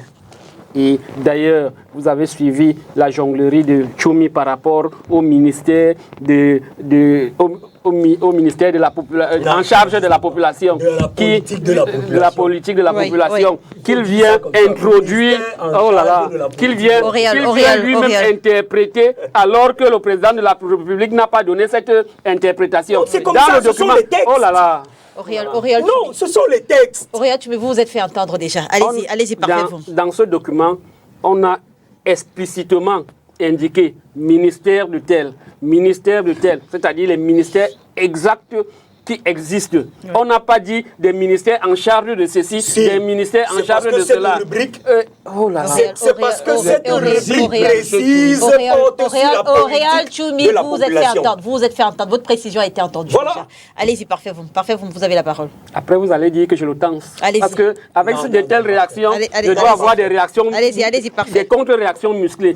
Pour dire que, en réalité, que ce soit ce qu'il explique, ce qui est d'abord très faux, que ce soit le fait qu'on n'ait pas mis un nom et on nous a laissé dans une situation d'embarras où on doit essayer de chercher la lune pour savoir si c'est un nouveau ministère. Vous voyez dans quel couloir ce pouvoir nous entraîne toujours. Ou il forme un gouvernement avec toutes les annotations possibles, ou alors il ne nous donne pas, il ne nous met pas dans le suspense. Mais en réalité, c'est que les choses ne fonctionnent pas. C'est de l'inertie, et puis ils font des documents comme ça sans toujours réfléchir. Alors, au Cameroun, l'élection sénatoriale aura lieu le 12 mars 2023. Le chef de l'État vient en effet de convoquer le corps électoral. Monsieur Mon, le RDPC étant le grand favori, quel intérêt pour les autres partis politiques? Je précise que votre parti prendra part à cette élection.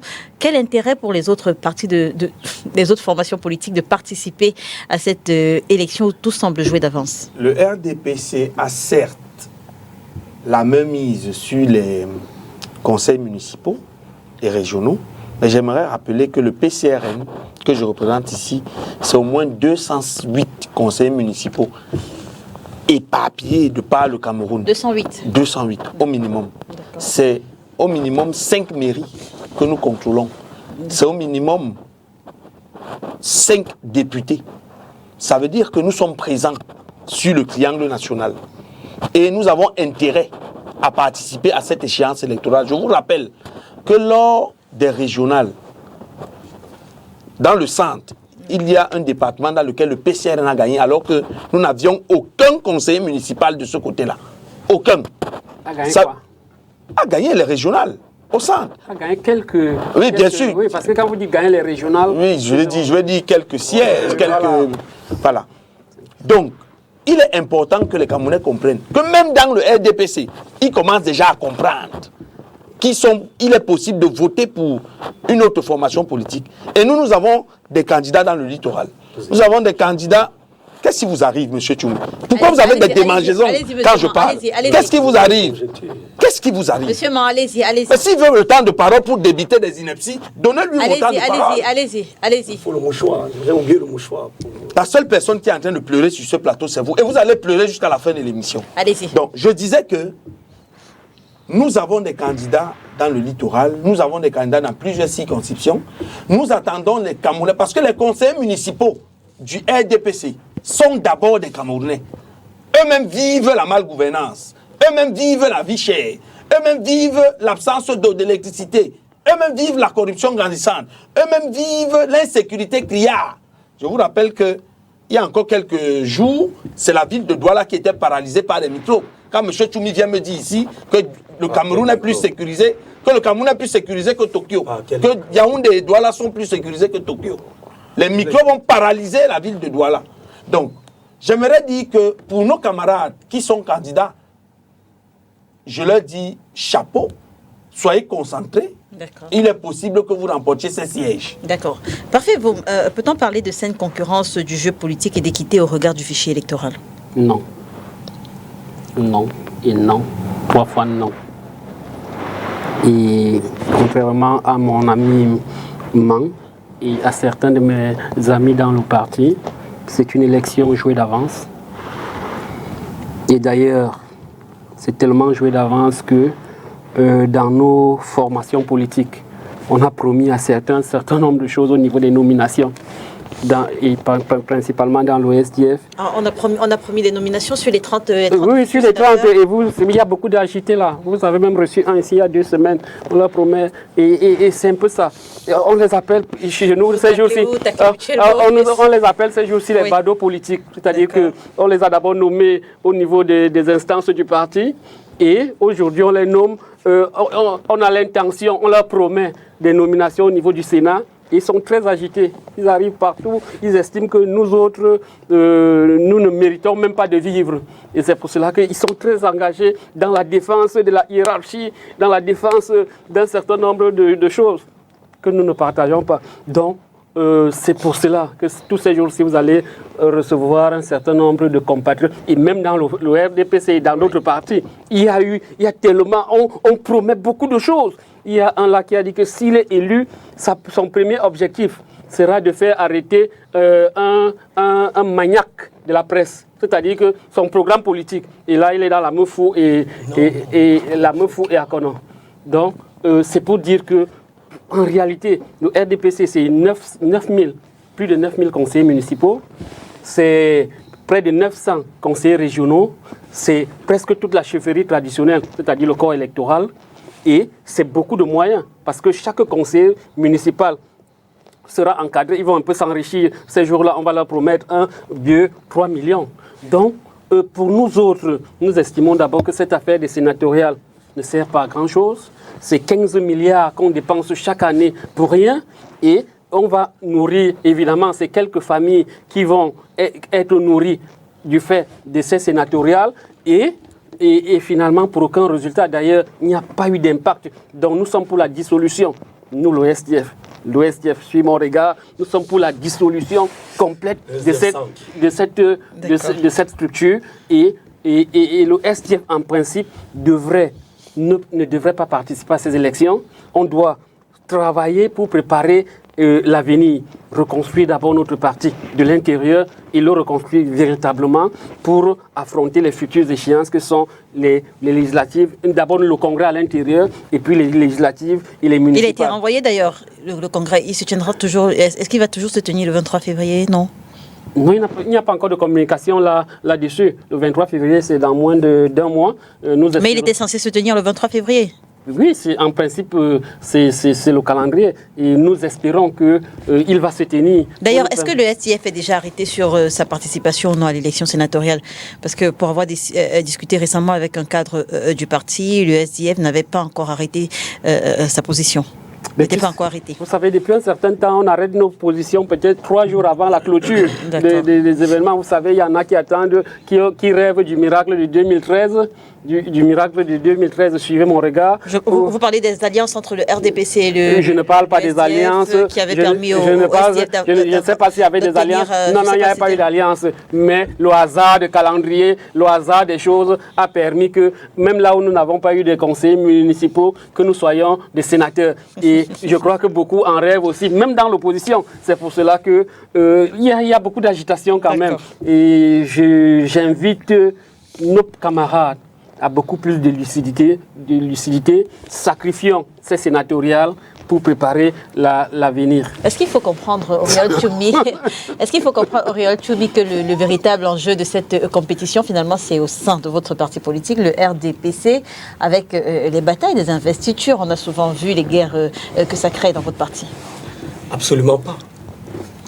L'enjeu des sénatoriales de 2023 est énorme.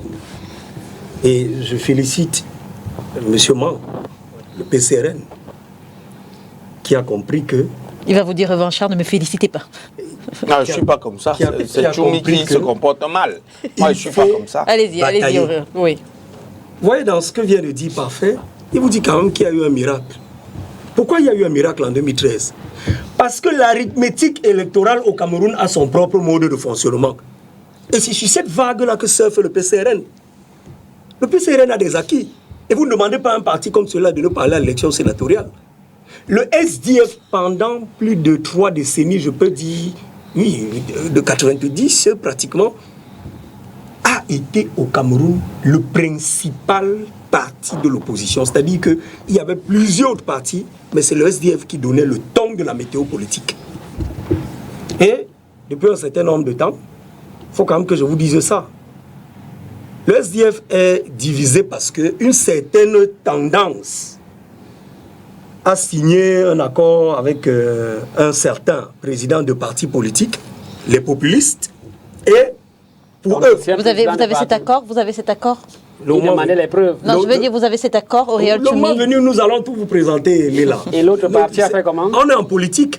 Et l'autre parti pense, le SDF originel pense que non, il faut maintenir la flamme du SDF. À côté, vous avez l'UNDP, hein, qu'il ne faut pas négliger dans la Damawa. Et je crois que la Damawa, la mairie de ville, c'est l'UNDP. Donc, vous voyez que, au niveau... Le conseil régional aussi, c'est l'UNDP. Au niveau de la bataille politique, ça se joue dur. Même au sein du RDPC, la politique n'est pas le biberon. C'est pas parce que quelqu'un a beaucoup d'argent ou quelqu'un d'autre n'a pas est l'ami du chef, que non, tout le monde compétit. Seulement au RDPC, on est discipliné. Quand il a parlé du RDPC, non. Tous ceux qui sont en train de démissionner en ce moment le font à leur corps défendant. Ils sont perdants parce que s'il fallait démissionner, il fallait le faire avant la circulaire de son Excellence Jean Kueté. Il fallait le faire avant la circulaire. Donc ceux qui sont en train de démissionner en ce moment le font, ils sont perdants d'office parce que, d'abord, c'est de l'indiscipline. C'est un scrutin de liste. Je voudrais quand même rectifier un petit quelque chose. Le visuel que vous avez vu, j'ai le bon, et je peux vous l'envoyer parfait. Le visuel de mon camarade de la... Non, c'est un fake. C'est un fake. Il a fait un visuel normal. Je l'ai ici, je n'ai pas le temps d'entrer dans WhatsApp pour fouiller, mais je vais vous le montrer. L'infographiste, en voyant le visuel, a fait l'erreur, il l'a mis dans un forum. Et ça a été partagé. Et les forces tapis dans l'ombre ont récupéré et ont fabriqué un truc du genre « je veux devenir sénateur pour envoyer Mogobele en prison ». Non, le RDPC ne fait pas ce genre de choses-là. Donc c'est un fake, il ne faut pas tenir compte de ce visuel qui circule sur les réseaux sociaux. Quelle façon de communiquer? Il va le faire, encore qu'il n'avait pas à faire un visuel individuel. C'est un scrutin de liste. Chacun sa méthode. D'accord. Oui. Donc vous comprenez que au niveau des sénatoriales, bon, ce n'est pas aussi un gars très sérieux quand même. Le Sénat de 2023. S'il te plaît, c'est pas aussi un gars très sérieux. Le Sénat parce que nous le connaissons dans tous les couloirs de Yaoundé. Voilà, c'était juste pour... Voilà, donc je voulais vous rappeler cela, c'est en passant. Le Sénat de 2023 Oui. aura... il faudrait que j'explique ça rapidement. Rapidement, on va sortir. On a eu oui. le premier Sénat, Oui. qui était un Sénat de préparation, un Sénat d'architecture textuelle. On a eu un deuxième Sénat, qui était un Sénat de mise en condition. Le Sénat qui arrive, c'est celui maintenant avec le Conseil régional, qui va donc veiller, parce que quand l'Assemblée nationale reçoit, adopte une loi, elle envoie au Sénat. Le Sénat vérifie simplement l'intérêt des régions. Ça, les Camerounais ne le savent pas, il faut qu'on le leur dise. Quand l'Assemblée nationale envoie un texte de loi au Sénat, le Sénat prend, il regarde simplement l'intérêt des régions. Or, le président de la République, son Excellence, le patriarche Paul Biya, vient de mettre sur pied, vient d'instituer les régions. Et donc, les conseils régionaux ont récemment voté leur budget. Oui. Vous terminez au réel. Il sera donc question pour le Sénat de 2023 avec à sa tête de vérifier ça aussi, la présidence du Sénat aussi, c'est un enjeu. Parce que rien ne vous dit que le président Marcel Niadifendi sera reconduit, sera réélu. Donc il y a un enjeu même au niveau de la présidence. Et donc, qu'est-ce qu'il pourrait faire qu'il ne soit pas réélu? En interne, ce sont les sénateurs qui élisent. Quel sénateur? Non, ce sont des sénateurs qui élisent aussi bien à la Chambre basse. Est-ce que vous serez favorable à une reconduction de Marcel Niadifendi à la présidence? Si c'est le choix des sénateurs... Du président. Non, vous personnellement, vous ne serez pas sénateur, certainement parce que vous n'avez pas l'âge... je n'ai pas l'âge requis. Mais je veux dire, est-ce que vous serez favorable à une reconduction de... Mais bien sûr. D'accord. C'est un haut commis de l'État qui travaille et qui jusqu'aujourd'hui continue de sillonner les régions pour montrer clairement l'intérêt du développement socio-économique. Alors, monsieur, deux législatures déjà, on s'achemine vers la troisième. Qu'a apporté de concret le Sénat dans la vie des Camerounais? Rien, Madame Léla. Mais vous voulez le Sénat n'a rien apporté. Mais le PCRN veut quand même avoir des sénateurs. C'est une institution de l'État. D'accord. C'est une institution de l'État. Nous participons. Nous sommes un parti républicain. Nous participons aux institutions. Pour la forme. Bien sûr. Mais le Sénat dans le fond. Pour la forme, vous dites. Mais je dis, le Sénat dans le fond ne nous a rien apporté. Le Conseil régional n'existait pas. Vous comprenez? Parce que les Camerounais ont des problèmes basiques. Excusez-moi de revenir là-dessus. Ceux qui nous écoutent à la maison aimeraient qu'on parle de leurs problèmes. Les Camerounais ont des problèmes de sécurité. Ça dit que quelqu'un, quand il sort de chez lui le matin, aimerait rentrer le soir sans être inquiété, aimerait retrouver sa famille en paix. Les Camerounais ont des problèmes d'énergie. Pour dormir le soir, on aimerait avoir le ventilateur qui tourne. Les Camerounais ont des... S'il vous plaît, monsieur Choumi. Allez-y. Vous aviez le temps tout à l'heure de... Allez-y. Auréole. Ne mettez aucun eau. Dans aucun mot. Ne mettez rien. Allez-y, monsieur Man. Je ne veux pas de votre eau. C'est une eau sale. Ne mettez pas de l'eau dans mon eau. C'est une eau sale. Qu'est-ce qu'a produit Lompanga, Mekin, Mbele et consorts? Allez-y, Vous nous monsieur avez Ba, donné, monsieur c'est Ba. bien qu'il m'ait donné cette brèche-là. Vous nous avez promis de l'électricité à outrance. Vous avez parlé de Lompanga, ça arrive. Donc ce n'est pas encore là. Mais les milliards ont été détournés, dépensés dans le cadre de ces projets structurants. Absolument pas. Madame Lela, je vais vous faire remarquer qu'aucun projet au Cameroun ne s'est achevé normalement. On peut les citer. Hein. Mekin, Lompanga, on peut même aller jusqu'au pont du Vouri, on peut aller jusqu'au stade. Au Lembe, au stade Japoma. Aucun projet dans la gouvernance revenons sur l'apport. Revenons sur l'apport du Sénat. Normalement. Revenons sur l'apport du Sénat. J'ai dit dès le départ que le Sénat n'apporte rien. D'accord. Parce que les Camerounais ont faim. Les Camerounais ont besoin d'eau, ils ont soif, d'eau potable. Les Camerounais ont besoin d'électricité. Les Camerounais ont besoin de sécurité. Est-ce que le Sénat va garantir que nous n'aurons plus les micros bientôt dans les villes? Est-ce que le Sénat va garantir que les jeunes qui se forment dans les universités pourront trouver de l'emploi? Est-ce que le Sénat va garantir? Rien. Ce Sénat, et vous avez demandé tout à l'heure à M. Tchoumi la position du président du Sénat. Vous avez un président du Sénat, vous l'avez vu lors de la remise des vœux au chef de l'État, qui se déplace à peine. Et ça fait quoi? Parce qu'on demande quel cerveau, si déjà quelqu'un n'arrive même pas à marcher, à parler, comment le cerveau va travailler? Structure managériale, staff and line. Madame Léla, ne soyez pas bluffée par les slogans. Le RDPC fonctionne sur la base des slogans. Les slogans que M. Tchoumi... Le Sénat devait faire quoi qu'il Et je suis curieux de savoir que ce Tchoumi, je l'ai connu au MRC. Ce Tchoumi, je viens encore l'entendre parler ici et dire le grand patriarche Paul Biya, ainsi de suite. Vous n'avez rien à apprendre au Cameroun. D'accord. Vous êtes une honte pour la politique. Parfait, vous me direz-vous que le débat sur l'opportunité du Sénat est aujourd'hui vidé au Cameroun? À l'effet des preuves, il est vidé.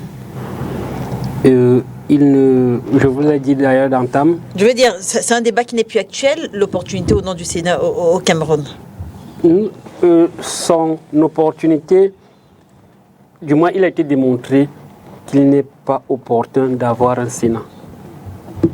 Tel qu'on voit d'ailleurs, je peux vous rassurer que le président Nyat sera reconduit. Même pour répondre à la Constitution de 96 le président Nyat sera reconduit parce que dans les enjeux du pouvoir, on ne veut qu'avoir un monsieur comme celui-là.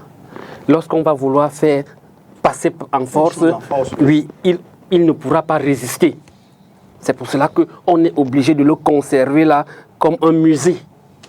Et la même chose. Et s'il te plaît, je suis plus sérieux sur ce. Arrête-moi tes histoires de patriarche là. Le patriarcat se démontre par la manière de faire, la manière d'agir. Le patriarcat, c'est pas la roubladise. Donc, et c'est pas. Merci. C'est pas la roubladise sur les plateaux de télévision. Allez-y, je vous connais davantage du côté de Banganté et je connais votre rôle de ce côté. Donc, jouez ce rôle, mais ne nous attaquez pas parce qu'on se connaît, Tchoumi. Donc, pour dire que il sera reconduit, il sera nommé et reconduit. Parce qu'avec lui, c'est plus facile de faire ce que les caciques du pouvoir veulent faire. Il ne va pas, à un moment donné, on va lui dire, vieux, tu veux toi-même prendre les choses, il va dire que non, laissez-moi tranquille, je m'en vais moi dans mon Banganté natal. Faites ce que vous voulez. Or, si on met un jeune ou bien quelqu'un qui a la fougue, il va dire non, c'est moi et ses partisans vont marcher à gauche et à droite. Le Sénat a permis à quelques individus de s'enrichir. Quelques individus. Et c'est valable dans mon parti. Quelques individus, il y a eu un peu de prestige. Mais dans le fonctionnement, dans la fonctionnalité du Parlement, dans l'efficacité même de cette affaire, la navette parlementaire dont on croyait être un atout, aujourd'hui nous démontre que tout tourne autour de l'Assemblée nationale. C'est pour cela que dans notre programme interne, nous pensons qu'il est temps de faire disparaître cette affaire. Dans votre programme interne, dans la région du centre, bien? Non, c'est-à-dire que nous, lorsque nous voulons conquérir le SDF, il y aura un programme dans lequel nous allons penser que proposer aux Camerounais de telle sorte que le Sénat ne puisse plus exister. Nous allons dans un congrès où nous allons avoir des propositions à l'intérieur du parti et des propositions à l'extérieur au niveau de la nation. Élection sénatoriale dans les régions du nord-ouest et du sud-ouest, au moment où, je crois que c'est cette semaine encore, on parlait de l'enlèvement et de l'assassinat de fonctionnaires, je vais dire ça comment, employés des DECAM. Les coordonnateurs départementaux 2. Oui, la situation est toujours tendue, mais il faut bien que l'État exerce son rôle. Il faut bien que l'État continue d'exister. Parce que l'inexistence de l'État, c'est bonjour la cacophonie, bonjour la dictature, bonjour à tous les fléaux que l'on connaît. On ne peut pas. Il y a eu naturellement, il y a eu des enlèvements, il y a eu des assassinats. On se penche devant la mémoire de ses compatriotes décédés et on appelle davantage les terroristes. Parce que c'est ça le mot. C'est ça le mot. Et la presse essaye de couvrir parfois en disant sécessionniste. Quand on est sécessionniste, on lutte pour que le territoire soit divisé. Mais quand on tue des gens, quand on ôte la vie, ça n'a plus un sens sécessionniste. C'est du terrorisme purement et simplement. Et l'État on ne peut pas céder un pan de notre territoire. Ça, vous le savez. Ça, vous le savez. Vous savez d'office que, quelle que soit la situation à date, le gouvernement de la République prend toutes les dispositions pour que la paix règne. Il y a un comité de désarmement, il y a eu toute une commission pour permettre de reconstruire ces régions. Il y a aujourd'hui un dialogue qui est amorcé au niveau du Canada. Donc, et d'ailleurs, il y a eu un grand dialogue national qui a été institué et instauré chez nous par son Excellence, le patriarche Paul Biya, qui mérite qu'on se souvienne à chaque fois que le Cameroun est un et indivisible. D'accord. Ça, c'est quelque chose qu'il est important de souligner, de relever et de rappeler que l'élection sénatoriale aura bel et bien lieu. Je voudrais, avec votre permission, dire à parfait que le boycott actif qu'il prône, je le comprends. C'est une tendance populiste d'un certain parti politique de l'opposition avec qui des accords ont été signés, je vous l'ai dit tout à l'heure. Je vous ai également demandé si vous avez ces accords. Qui permettrait à Parfait d'être maire de la ville de Yaoundé, à Jean-Michel Nitieux de rester au Parlement, à Wafo d'être maire de Douala 2e, à Maurice Kamto d'être candidat SDF à l'élection présidentielle de 2025. On en parlera, les éléments seront là. Vous comprenez que le SDF... À Maurice Kamto d'être candidat SDF à l'élection. Oui, à l'élection présidentielle de 2025. Vous avez ces accords, Auréa Tumi? Le moment venu, sur ce même plateau, on vous présentera tout ça. D'accord. Le SDF a payé le prix, le lourd tribut, c'est comme ça. Le lourd tribut du boycott de 97. D'accord. Vous comprenez? Et ce SDF ne peut pas, au jour d'aujourd'hui, continuer à prôner le boycott. Okay. Donc, les batailles qui se jouent en interne ne m'intéressent pas. Si elles t'intéressent, est-ce que tu as des accords? Je voudrais simplement appeler les Camerounais à comprendre que, vous voyez donc aujourd'hui, quand l'heure sonne, il n'y avait pas de région. Qui a revendiqué le Sénat? C'est l'opposition. J'étais opposant. Sur ce même plateau, je revendiquais le Sénat. Bien mauvais, bien ne veut pas nous donner notre Sénat. Bien, donne-nous le Sénat. Son Excellence, le patriarche Paul Biya, a donné le Sénat. Et aujourd'hui, les mêmes opposants qui ont le Sénat disent le Sénat ne sert à rien. Et ils disent ça à quel moment? Au moment où son Excellence, le patriarche Paul Biya, vient de créer le conseil régional. Parce que je vous ai dit que c'est le conseil régional qui donne maintenant un sens au travail du Sénat. C'est au moins la 17e fois que vous dites que... Mais oui, il faut respecter. Je suis un Africain et un Bantou. Okay. Il faut respecter. Les patriarches sont au village, ils se reposent. Vous comprenez? Les patriarches se reposent. Et il est en train de travailler. C'est Jean de Dieu Momo ou bien Jean Auréal Tioui. Donc vous comprenez qu'avec la création des conseils régionaux, le Sénat de 2023 sera un Sénat opérationnel. Éducation, comment faire régner la discipline dans les établissements scolaires sans le fouet? On part avec vous, Monsieur Man. Comment est-ce que vous appréciez le rappel de Nalova Lyonga? Je parle bien sûr de l'interdiction du fouet dans les établissements scolaires. Je vais vous dire que pour faire du politiquement correct, je dirais que elle est dans son rôle. Mais moi je vais vous dire, nous on a été formés à la chicotte. on a été formé à la chicotte et c'est grâce à cette chicotte-là qu'on a eu une certaine rectitude morale.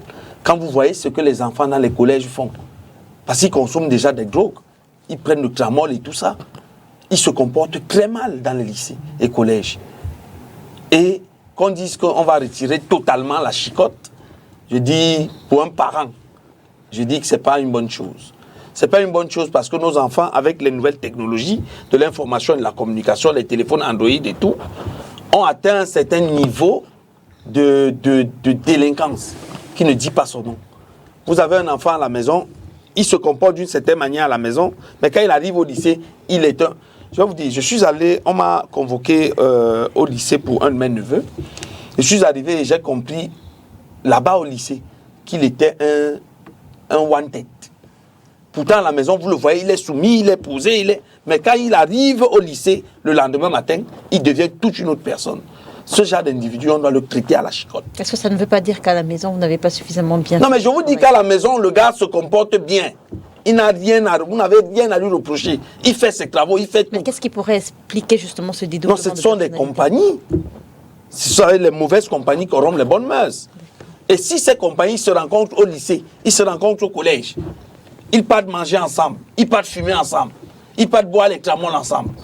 Il faut qu'il y ait... Parce que il faudrait qu'on se mette à l'esprit le fait que les éducateurs sont des seconds parents pour nos enfants.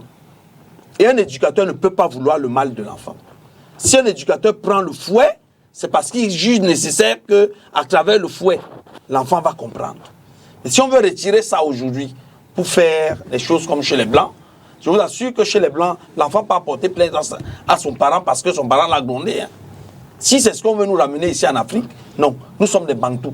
Et chez les Bantous, il y a la carotte et il y a la chicotte.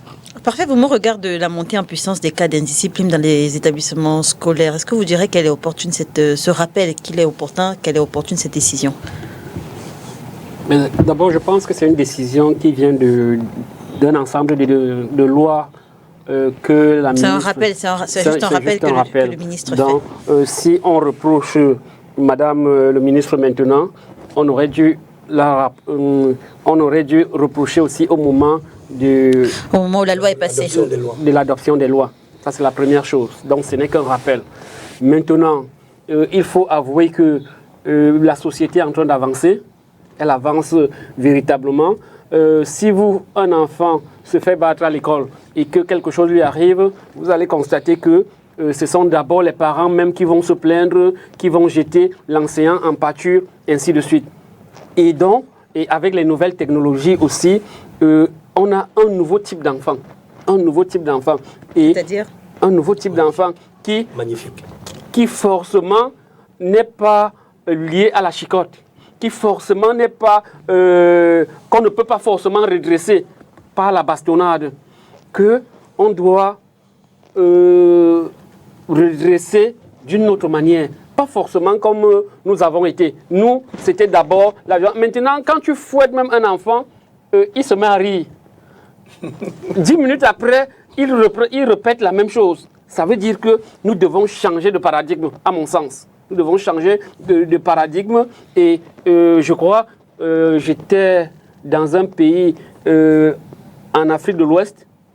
On est en train d'avoir... Il y a déjà des applications qui vous permettent, étant à la maison, de suivre le mouvement de votre enfant. C'est-à-dire que quand il arrive à l'école, vous êtes au courant. Quand il sort de l'école, vous suivez le mouvement de l'enfant au niveau de la plaquette. Et ça vous permet aussi d'avoir un certain nombre d'informations. Donc, la chicotte, oui. La chicotte, oui. Mais est-ce qu'elle est encore adaptée? Est-ce qu'on ne devrait pas réfléchir davantage? Et aujourd'hui, si vous avez un enfant à la maison et que vous n'êtes pas très intelligent, ou bien que vous croyez que vous allez le régler de façon sauvage, vous allez forcément le perdre. C'est pour cela que, et c'est un débat politique, malheureusement c'est un débat politique. Quel est l'enfant? Quel est le citoyen camerounais de demain? Quel est le type d'enfant que nous voulons demain? Et comment l'avoir? Si nous continuons à penser que c'est seulement par rapport au passé, nous allons perdre tous nos enfants. Et puis, enfin, il faut toute une planification. Parce que les Africains estiment qu'ils doivent faire les enfants sans être en mesure de les suivre. Une fois que vous avez 10, 11, 12 12 enfants et vous-même, vous n'êtes pas sur place. Vous sortez le matin, vous revenez à 4 heures parce que vous devez chercher de quoi nourrir ces enfants. Vous ne pouvez pas les éduquer alors que l'éducation, la vraie éducation commence par la maison. Oriol Tchoumi, pour ou contre le foie à l'école, je veux dire, quel problème vient résoudre cette décision? Au Rassemblement démocratique du peuple camerounais, nous sommes légalistes. L'article 35 de la loi du 4 avril 1998, qui régit l'orientation scolaire au Cameroun, interdit systématiquement le fouet. Et les accords que le Cameroun a signés avec l'UNICEF également interdisent le fouet à l'école. Je voudrais vous dire quelque chose, Léla, c'est que manqué à côté de moi et moi-même, à l'âge de 7 ans, nous pouvions faire 3-4 km à pied. Nous mangions le macabo, nous pouvions aller au champ, nous pouvions faire des choses, aller nager dans des marigots. Les poulets de ferme que nous avons à la maison aujourd'hui ne peuvent pas. Ils ne peuvent pas. Il faut savoir que... Pourquoi ils ne peuvent pas? Ils ne peuvent pas parce que les choses ont changé. C'est pourquoi j'ai dit magnifique quand... Parfait, vous s'exprimer. Parfait parlait. Parce que... Tu vois qu'on peut être d'accord sur certains sujets. Bien sûr, le type d'enfant. Parce qu'il faut faire attention, le type d'enfant qu'on a aujourd'hui est un type d'enfant qui, malheureusement, est né dans une société ultra-moderne. Où, il faut quand même le dire, au niveau des institutions de la République, certaines personnes devaient veiller. Je vais vous dire, Léla. Qui n'a pas fait son travail? En 90, au niveau des institutions de la République, certaines personnes devaient veiller. Qui n'a pas fait son travail? J'en arrive. D'accord. La décennie 90, quand on avait uniquement la CRTV, je le dis tout le temps, quand tu voulais apprendre à te comporter bien au lycée, il fallait regarder Beverly Hills. Quand tu voulais apprendre, quand tu grandissais déjà, il fallait apprendre à courtiser une femme, il fallait regarder Melrose Place. Donc, c'était planifié à la CRTV. La libéralisation de l'audiovisuel a fait qu'au niveau du MINCOM, qu'on laisse par exemple le Cameroun inondé de films à l'eau de rose. Parce que ça rejoint ce que le frère m'en disait tout à l'heure quand il parlait du fait que les enfants soient exposés aujourd'hui. La camaraderie vient de quoi? Regardez ce qui se passe aujourd'hui en termes d'offres télévisuelles. C'est vrai qu'on est en démocratie, mais il faut, quand on parle du construit politique, du type de citoyen qu'on veut pour un pays, il faudrait qu'au ministère de la Communication, on ferme un certain nombre de chaînes. Ou alors que ces chaînes-là soient sujettes à un paiement. Monsieur Tchoumi, je mets de l'eau dans votre moulin. Hein. Oui, allez-y, chef. Comment est-ce qu'à 19h, vous êtes assis à la maison, vous voyez une série dans laquelle 2 femmes s'embrassent? Deux femmes s'embrassent. Faisons Et attention. c'est visible, les enfants voient ça, c'est choquant. Vous voyez ce que je veux dire? Je vous prends un cas simple pour illustrer mon propos. Le Rwanda. Un patron va au Rwanda et il me raconte que la nuit, il a envie de regarder une chaîne forte dans sa chambre d'hôtel. Une chaîne forte? Une chaîne forte. On a la télé. Ah, ok. Voilà. Et il ne trouve pas, il appelle. Et la dame, la réceptionniste, lui envoie la grille des prix. Et il se rend compte que pour regarder une chaîne forte, il doit payer pratiquement le double du prix de sa chambre d'hôtel. Mais il faut appliquer ça au Cameroun. Vous ne voulez pas que nous donnions nos téléphones portables aux enfants. En même temps, vous nous dites que non. Aujourd'hui, le monde est en train d'être dématérialisé. Il faut apprendre aux enfants. Mais sauf que, avec 100 francs CFA au Cameroun, quand on entre dans un smartphone, on a droit à plus de 3000 chaînes fortes. C'est pas acceptable. Et donc, je crois qu'à chaque fois que son Excellence, le patriarche Paul Biya, interpelle le gouvernement, le ministère de la Communication doit se sentir interpellé au premier chef. Les chaînes à l'eau de rose. Au départ, ça a commencé comme un jeu. Hein. Aujourd'hui, vous avez pratiquement 4, 5, 6, 7 novellas et plus maintenant d'autres chaînes qu'on injecte. Mais il faut saluer STV. Il faut saluer beaucoup de chaînes privées au Cameroun qui refusent de diffuser ça et qui priorisent Mitumba, Manola, Fingon, Blakoya et autres. Je sors donc en disant que on ne peut pas aujourd'hui se comporter avec les enfants de nos jours comme on se comportait avec nous. Moi, j'ai tellement de cicatrices sur le corps. Ça se ressent sur toi, oui, parce que j'ai fait des écoles catholiques où on vous disait dictée matinale, nombre de fautes, nombre de cours. Le participe passé emploi avec l'auxiliaire à voir. Oh. Et il fallait passer tout le... Et d'ailleurs, à mon époque, je m'excuse de le dire ainsi, je ne veux pas choquer les plus jeunes. Quand tu étais en train de jouer au ballon au quartier, et quelqu'un disait Pitango, Pitango, Pitango voulait dire que peut-être c'est le maître qui est en train de venir. Le maître pouvait te voir au quartier en train de jouer au ballon, alors qu'il a donné le lendemain à l'école, il fait ta fête. Mais aujourd'hui, on ne peut pas. Nous, à la maison, on a qui? Moi, j'ai des enfants, mais quand je les regarde là, parfois, tu veux fouetter, tu cherches même où tu vas fouetter, tu ne trouves pas. Bien sûr. On ne peut pas. Et maintenant, il l'a dit tout à l'heure, une maîtresse a fouetté un enfant dans une école. Un militaire est entré, je crois que c'était à Bafoussam, un militaire est entré, il est venu bastonner la maîtresse. On a eu le même cas ici au lycée de Deido. Vous avez des parents aujourd'hui, la communauté éducative qui s'indigne très vite. Et on filme très vite.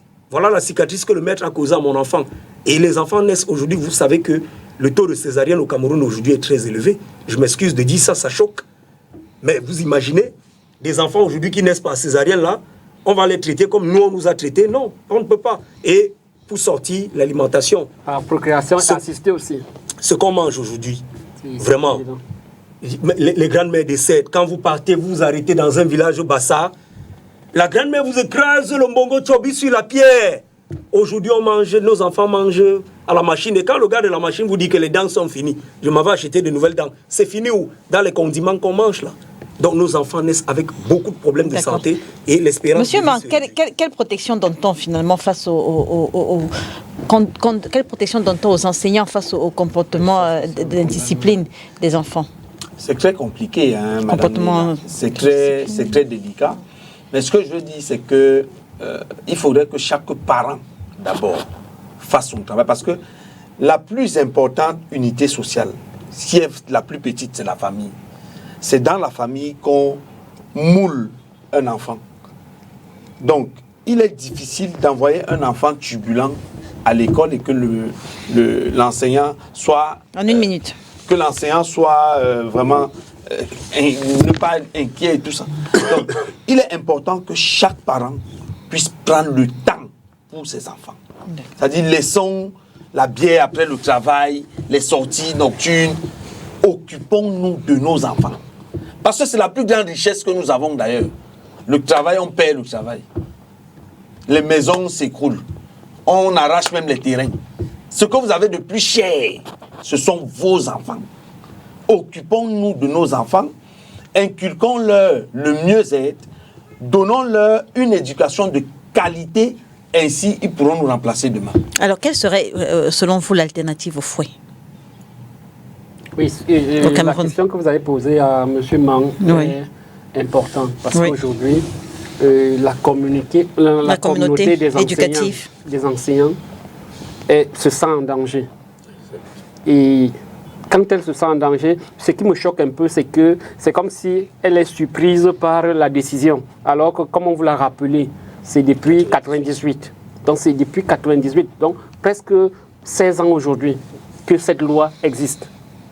On devait, s'il y avait quelque chose à faire, c'est à ce moment-là qu'on devait se lever. Maintenant, évidemment, cette communauté éducative se sent un peu trahie par ce rappel de décision. Et je les comprends. Parce qu'aujourd'hui, cette communauté ne reçoit que, pour la plupart des temps, des délinquants qui ont échappé à la famille pour se retrouver dans des écoles où ces délinquants trouvent refuge auprès de l'école. Et ce n'est pas normal. Et c'est pour cela que je suis d'accord avec M. Mang que tout doit commencer dans la famille. Moi, je suis parent de plusieurs gosses. Mais j'estime que je dois m'occuper d'eux, je dois les éduquer. Évidemment, c'est une éducation aujourd'hui moderne. Vraiment, il n'y a plus d'éducation sauvage possible. C'est la discussion. Et vous avez demandé c'est la discussion à la famille, dans la famille, dans les familles. C'est la discussion à l'école. C'est un cadre avec des psychologues, des sociologues qui doivent se retrouver dans les écoles pour que quand un enfant arrive au lycée, par exemple, on a déjà son profil. De quelle famille vient-il? Comment est-ce qu'il se comporte là-bas? Ainsi de suite. Quel est son chemin? Il doit avoir un rapport, une interactivité entre les parents et et les enseignants. De telle sorte que quand il y a assemblée générale, et c'est ça qui me choque souvent, quand il y a assemblée générale des parents d'élèves, sous le prétexte que nous sommes occupés, nous n'allons pas dans ces lieux pour qu'on nous dise. Parfois, on ne regarde même pas les bulletins des enfants. Quand tu regardes le bulletin d'un enfant, tu commences de la première page à la dernière page du bulletin avec la notation des matières qu'il a eues. En mathématiques, il a eu ceci, mais généralement, on tourne, on signe seulement, on renvoie l'enfant à l'école. On n'a pas fait notre travail. Donc, il y a un travail à la maison, il y a un travail à l'école, il y a une interaction école-parents, et il faut assister à tous les événements de telle sorte qu'on vous dise quel type d'enfant vous avez. Pour finir, il y a cette affaire de mi-temps dans les écoles. Ça aussi, c'est la responsabilité de l'État de ne pas vouloir occuper les enfants à ces moments-là. Parce qu'un enfant qui va seulement à l'école autour de 14 heures, entre 6h et 14h, que fait-il? Son père au travail, sa mère au travail, ses sœurs ne sont pas là. C'est un enfant que la société risque de perdre. Merci, parfait pour toutes ces précisions. Alors, on parle du dernier sujet, l'Assemblée générale de l'Ordre national des médecins du Cameroun, qui a une fois encore été reportée. Comment est-ce qu'il faut lire ce report? Non, je vais vous dire, c'est un peu bizarre que l'on ait évoqué ce sujet en dernière position, parce que c'est un sujet hautement important.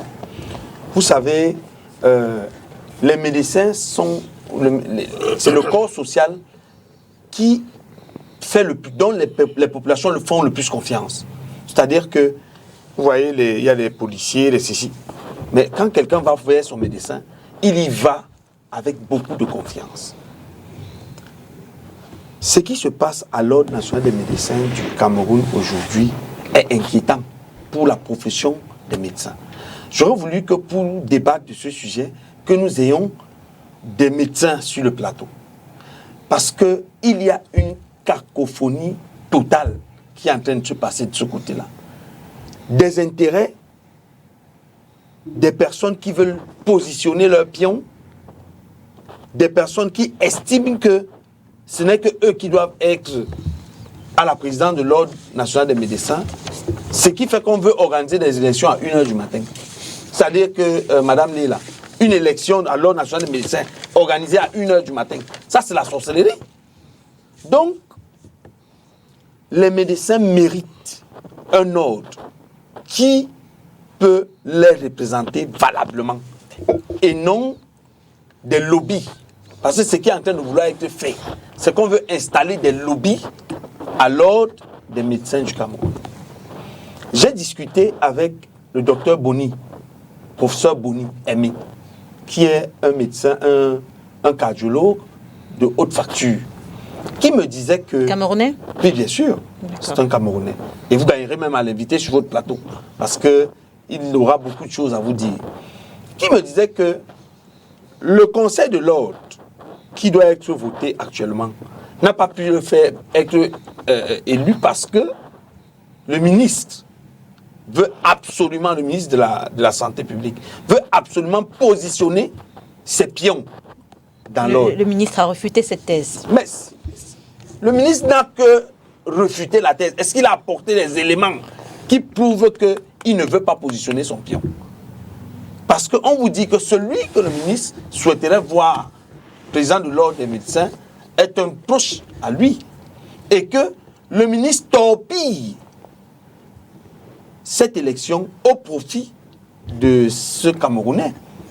Et je vais vous dire, lorsque pour une élection, le fichier électoral a été revu à 50%, c'est-à-dire on a éliminé un certain nombre de personnes qui étaient censées voter, ça ne peut plus marcher. Vous savez, la corporation des médecins est constituée de 3 grands groupes. Les médecins du public, les médecins du privé confessionnel et les médecins du privé laïque. Si on avait organisé une élection d'abord en interne dans ces différents groupes, avant que les grands électeurs procédaient à l'élection du président de l'ordre, ça aurait été plus facile. Aujourd'hui, on veut mettre les médecins dans une salle leur demander tous de voter pour une personne. Ce sera difficile. D'accord. J'ai lu sur Internet, et j'invite les Camerounais à lire, un manifeste qui a été rédigé et signé justement par le professeur Boni, qui accuse le ministre de la Santé de beaucoup de choses. Je ne veux pas citer tout ce que j'ai lu là-dedans parce que c'est très grave. Mais j'aimerais dire au ministre de la Santé, Monsieur le ministre de la Santé, quand vous avez été nommé ministre, parce que vous êtes un jeune, nous avons eu beaucoup d'espoir en vous. Aujourd'hui, il y a la question de l'assurance vie, de l'assurance santé universelle, dont vous ne faites plus allusion, qui devrait revenir. Ne vous concentrez pas seulement à l'élection du président de l'Ordre des médecins, revenez aussi sur l'assurance santé universelle. Auriol Choumi, report de l'Assemblée générale élective de l'Ordre national des médecins du Cameroun à une date ultérieure, le MinSanté a-t-il été désavoué? Absolument pas. Le MinSanté est resté dans la coordination de l'action gouvernementale. Il y a une solidarité gouvernementale. Les médecins ont saisi le chef de l'État, son Excellence le patriarche Paul Biya, qui a demandé, qui a instruit fermement au Premier ministre de se rassurer que l'élection se passe dans la transparence et respecte toutes les normes. De prendre également attache avec le MinSanté. C'est ce qui a été fait. Donc, le ministre de la Santé est resté dans une logique de solidarité gouvernementale. Je voudrais quand même vous rappeler, l'ordre a été créé en 1957. Et à sa création, il a fallu attendre 11 ans pour avoir le premier bureau. Je vais vous dire pourquoi je fais cette historique. Oui. Et le tout premier président de l'ordre, le professeur René Soba, 1968, il a fait 20 ans. Quand il laisse en 88, il n'y a pas de succession. Pendant 11 ans encore, 12 ans. C'est en 2000 que le docteur Daniel Mouna prend les rênes. Et il fera 9 ans. En 2010, c'est le docteur Guy Sandjon qui prend. Ce qui arrive aujourd'hui, et le docteur Guy Sandjon, entre 2010 et 2020, a lui aussi beaucoup travaillé, a assaini l'ordre, a rassemblé les médecins. C'est pas comme s'il n'avait rien fait. D'ailleurs, le siège, le nouveau siège, date de 2015, sous Guy Sandjon. Mais ce qui se passe, et que le PCRN élude, c'est que les médecins au Cameroun, dans leur immense majorité, ne sont pas à jour de leur cotisation au sein de l'ordre.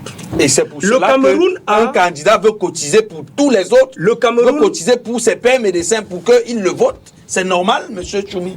Dites aux Camerounais qui nous écoutent. C'est-à-dire qu'un candidat, et ça c'est ce que je ne voulais pas citer tout à l'heure, un candidat de l'ordre, à l'élection de l'ordre, qui est un maillon du ministre de la Santé, a décidé de cotiser pour ses camarades médecins pour qu'ils puissent le voter. C'est normal? Si c'est le cas, je voudrais bien que pendant qu'il me demande c'est normal, qu'il me dise que l'article 4 du règlement intérieur de l'ordre l'interdit. L'a-t-il dit? Non. Mais il ne faudrait pas seulement...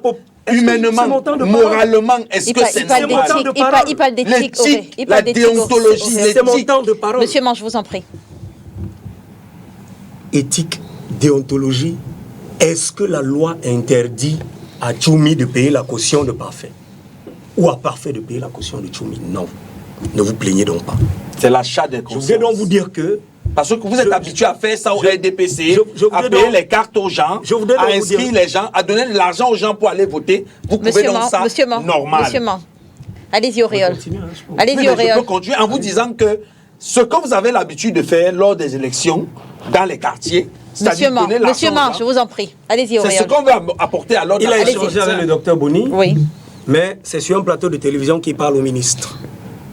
Le prototype de la communication manquée, le prototype du parti pris.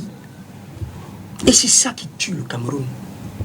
Moi, je n'ai pas parlé avec le docteur Boni, je ne parlerai pas du docteur Boni. Je parle des faits. D'accord. Les faits sont que le Cameroun a plus de 10 360 médecins. Seulement 3 000 sont à jour de leur contribution. Ce qui fait que vous devez quand même vous souvenir que le ministre de la Santé publique est la tutelle administrative de l'ordre des médecins. Et dans l'exercice du pouvoir régalien de l'État, vous terminez. Il revient au ministre de la Santé publique de se rassurer que l'ordre soit un instrument fort. D'accord. Et donc, on ne va pas se lever un bon matin. Et vous voyez ce qui se passe là, Vous terminez, Auréole. dans les rues et dans les villes. Beaucoup de médecins ne s'intéressent pas. Pourquoi? Parce que chacun fait ce qu'il veut, c'est le laisser aller. Chacun où il veut, il crée sa clinique comme il veut, il recrute une fille, 2 mois plus tard, elle est infirmière, etc. etc. Parfait, vous. Donc, le ministre est dans son rôle. Merci. Et l'État. Parfait, vous. fait Quel le- problème, justement, pose la présence de la tutelle dans l'organisation de cette élection? D'abord, je suis très à l'aise dans ce sujet. D'accord. Et c'est dommage, comme quelqu'un l'a dit, qu'il n'y a pas beaucoup de temps. Mais on va faire avec ce qu'on a, ce dont nous disposons. D'abord, c'est un problème général des élections au Cameroun. Que ce soit les élections dans nos familles, les élections dans nos associations, les élections dans les syndicats. Il y a un problème psychologique des élections. Et aujourd'hui, c'est l'ordre des médecins. Hier, c'était l'ordre des avocats. Avant cela, c'était des syndicats de journalistes. Et avant, c'est autre chose. C'est au niveau des élections. Même les élections les plus basiques, les plus inutiles, ont des problèmes. Donc c'est déjà psychologique. Et pourquoi? Parce que ça a commencé au sommet. Et je me réjouis que ceux qui sont à l'épreuve des élections aujourd'hui se sentent frustrés. Parce que c'est toujours eux, c'est toujours ceux-là qui disent que oh, l'opposition est faible, l'opposition ne connaît pas organiser, l'opposition. Et c'est pour cela que dès que vous avez parlé d'élection au Cameroun, même si c'est l'élection inutile, il y a problème. Et au niveau de l'ordre, justement, il y a un problème d'abord d'immixtion du politique, la tutelle. Et pourquoi? Parce que la tutelle veut s'immiscer, veut contrôler toute la société civile. Toute la société civile, que ce soit l'organisation de l'Union des journalistes du Cameroun, le CCI, chaque fois qu'il y a une structure de la société civile, le gouvernement veut la contrôler. Et c'est le cas dans l'ordre des médecins. C'est dommage. Et il y a eu une défaillance du conseil sortant, dirigé par Dr Sanjon. Et la défaillance, c'est laquelle? C'est que ils ont fonctionné sans tenir compte du fait qu'à la fin de leur mandat, ils doivent organiser les choses. Les choses, c'est clair. Ils doivent organiser. C'est-à-dire qu'avant que le mandat ne finisse, vous organisez.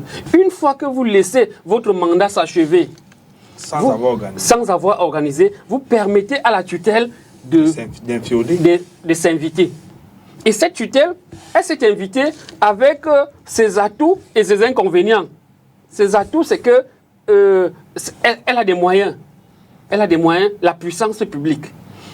L'inconvénient, c'est qu'elle vient avec un calendrier précis, avec des personnes précises à positionner.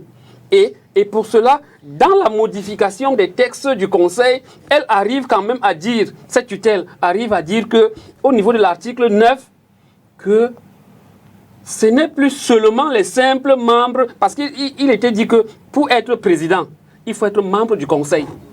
Cela a sauté. Il fallait simplement être un médecin. Et ça a permis à un certain nombre, sur les 7 candidats, ça a permis sur les 7 candidats, au moins 4 ne devaient pas se retrouver candidats, parce qu'ils n'étaient pas des anciens membres du Conseil. Voilà le problème. Au niveau du fichier électoral, il y a des médecins. Vous savez, on est de la maison. Il y a des médecins qui n'appartiennent ni aux trois groupes. C'est-à-dire, ils ne sont pas au niveau de la catégorie des fonctionnaires, ils ne sont pas dans la catégorie confessionnelle et du privé laïque. Qu'est-ce qu'on fait d'eux? On a donc trouvé une sortie. On a permis aux uns et aux autres de s'incrustrer, je préfère le terme incrustrer, dans le fichier électoral.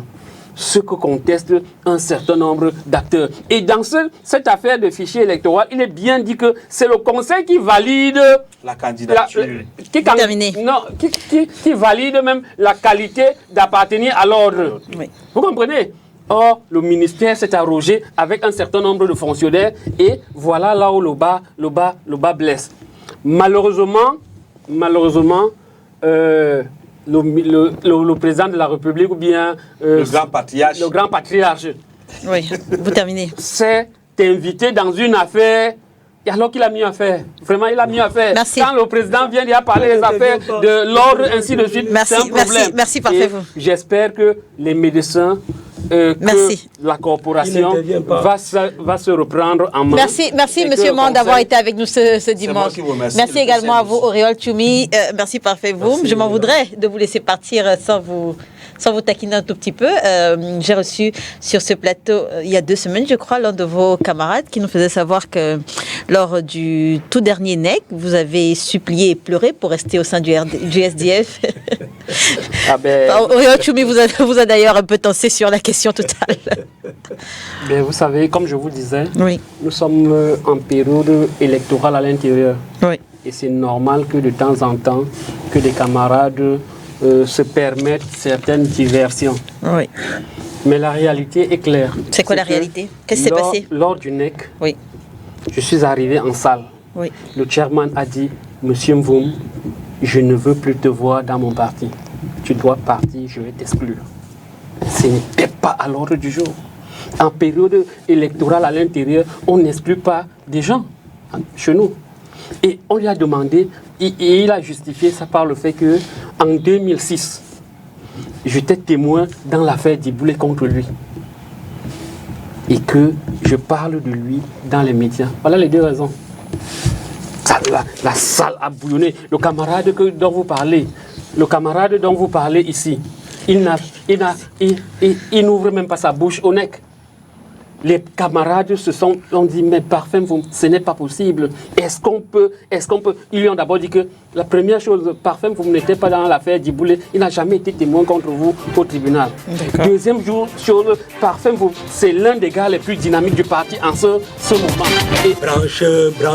Oui, rapidement. Ainsi de suite. Oui. Après cela, on m'a donné la parole. Oui. Je me suis expliqué ce qui est normal. Oui. Et le chairman m'a dit, Parfum, depuis que je veux t'exclure, pourquoi tu ne viens pas me voir? Oui. Je lui ai dit, chairman, sur ce point, je m'excuse parce que les affaires étaient déjà compliquées entre vous et moi. Je n'ai jamais demandé des excuses par rapport à tout l'environnement. C'était par rapport à un point précis. D'ailleurs, il s'est excusé lui-même d'avoir voulu exclure... Comme un bon père. Oui, comme un bon père, d'avoir voulu exclure un élément aussi efficace comme moi dans le parti. Merci Parfait vous d'avoir été avec nous, mesdames et messieurs. Merci de nous avoir suivis. Joyeux anniversaire à votre neveu. Merci de nous avoir suivis. L'émission est rediffusée ce soir lorsqu'il sera 20h30. Demain lundi, lorsqu'il sera 13h30, on se retrouve très vite sur les antennes de Spectrum Télévision, si bien sûr Dieu le veut. Bon dimanche. Il a demandé les excuses.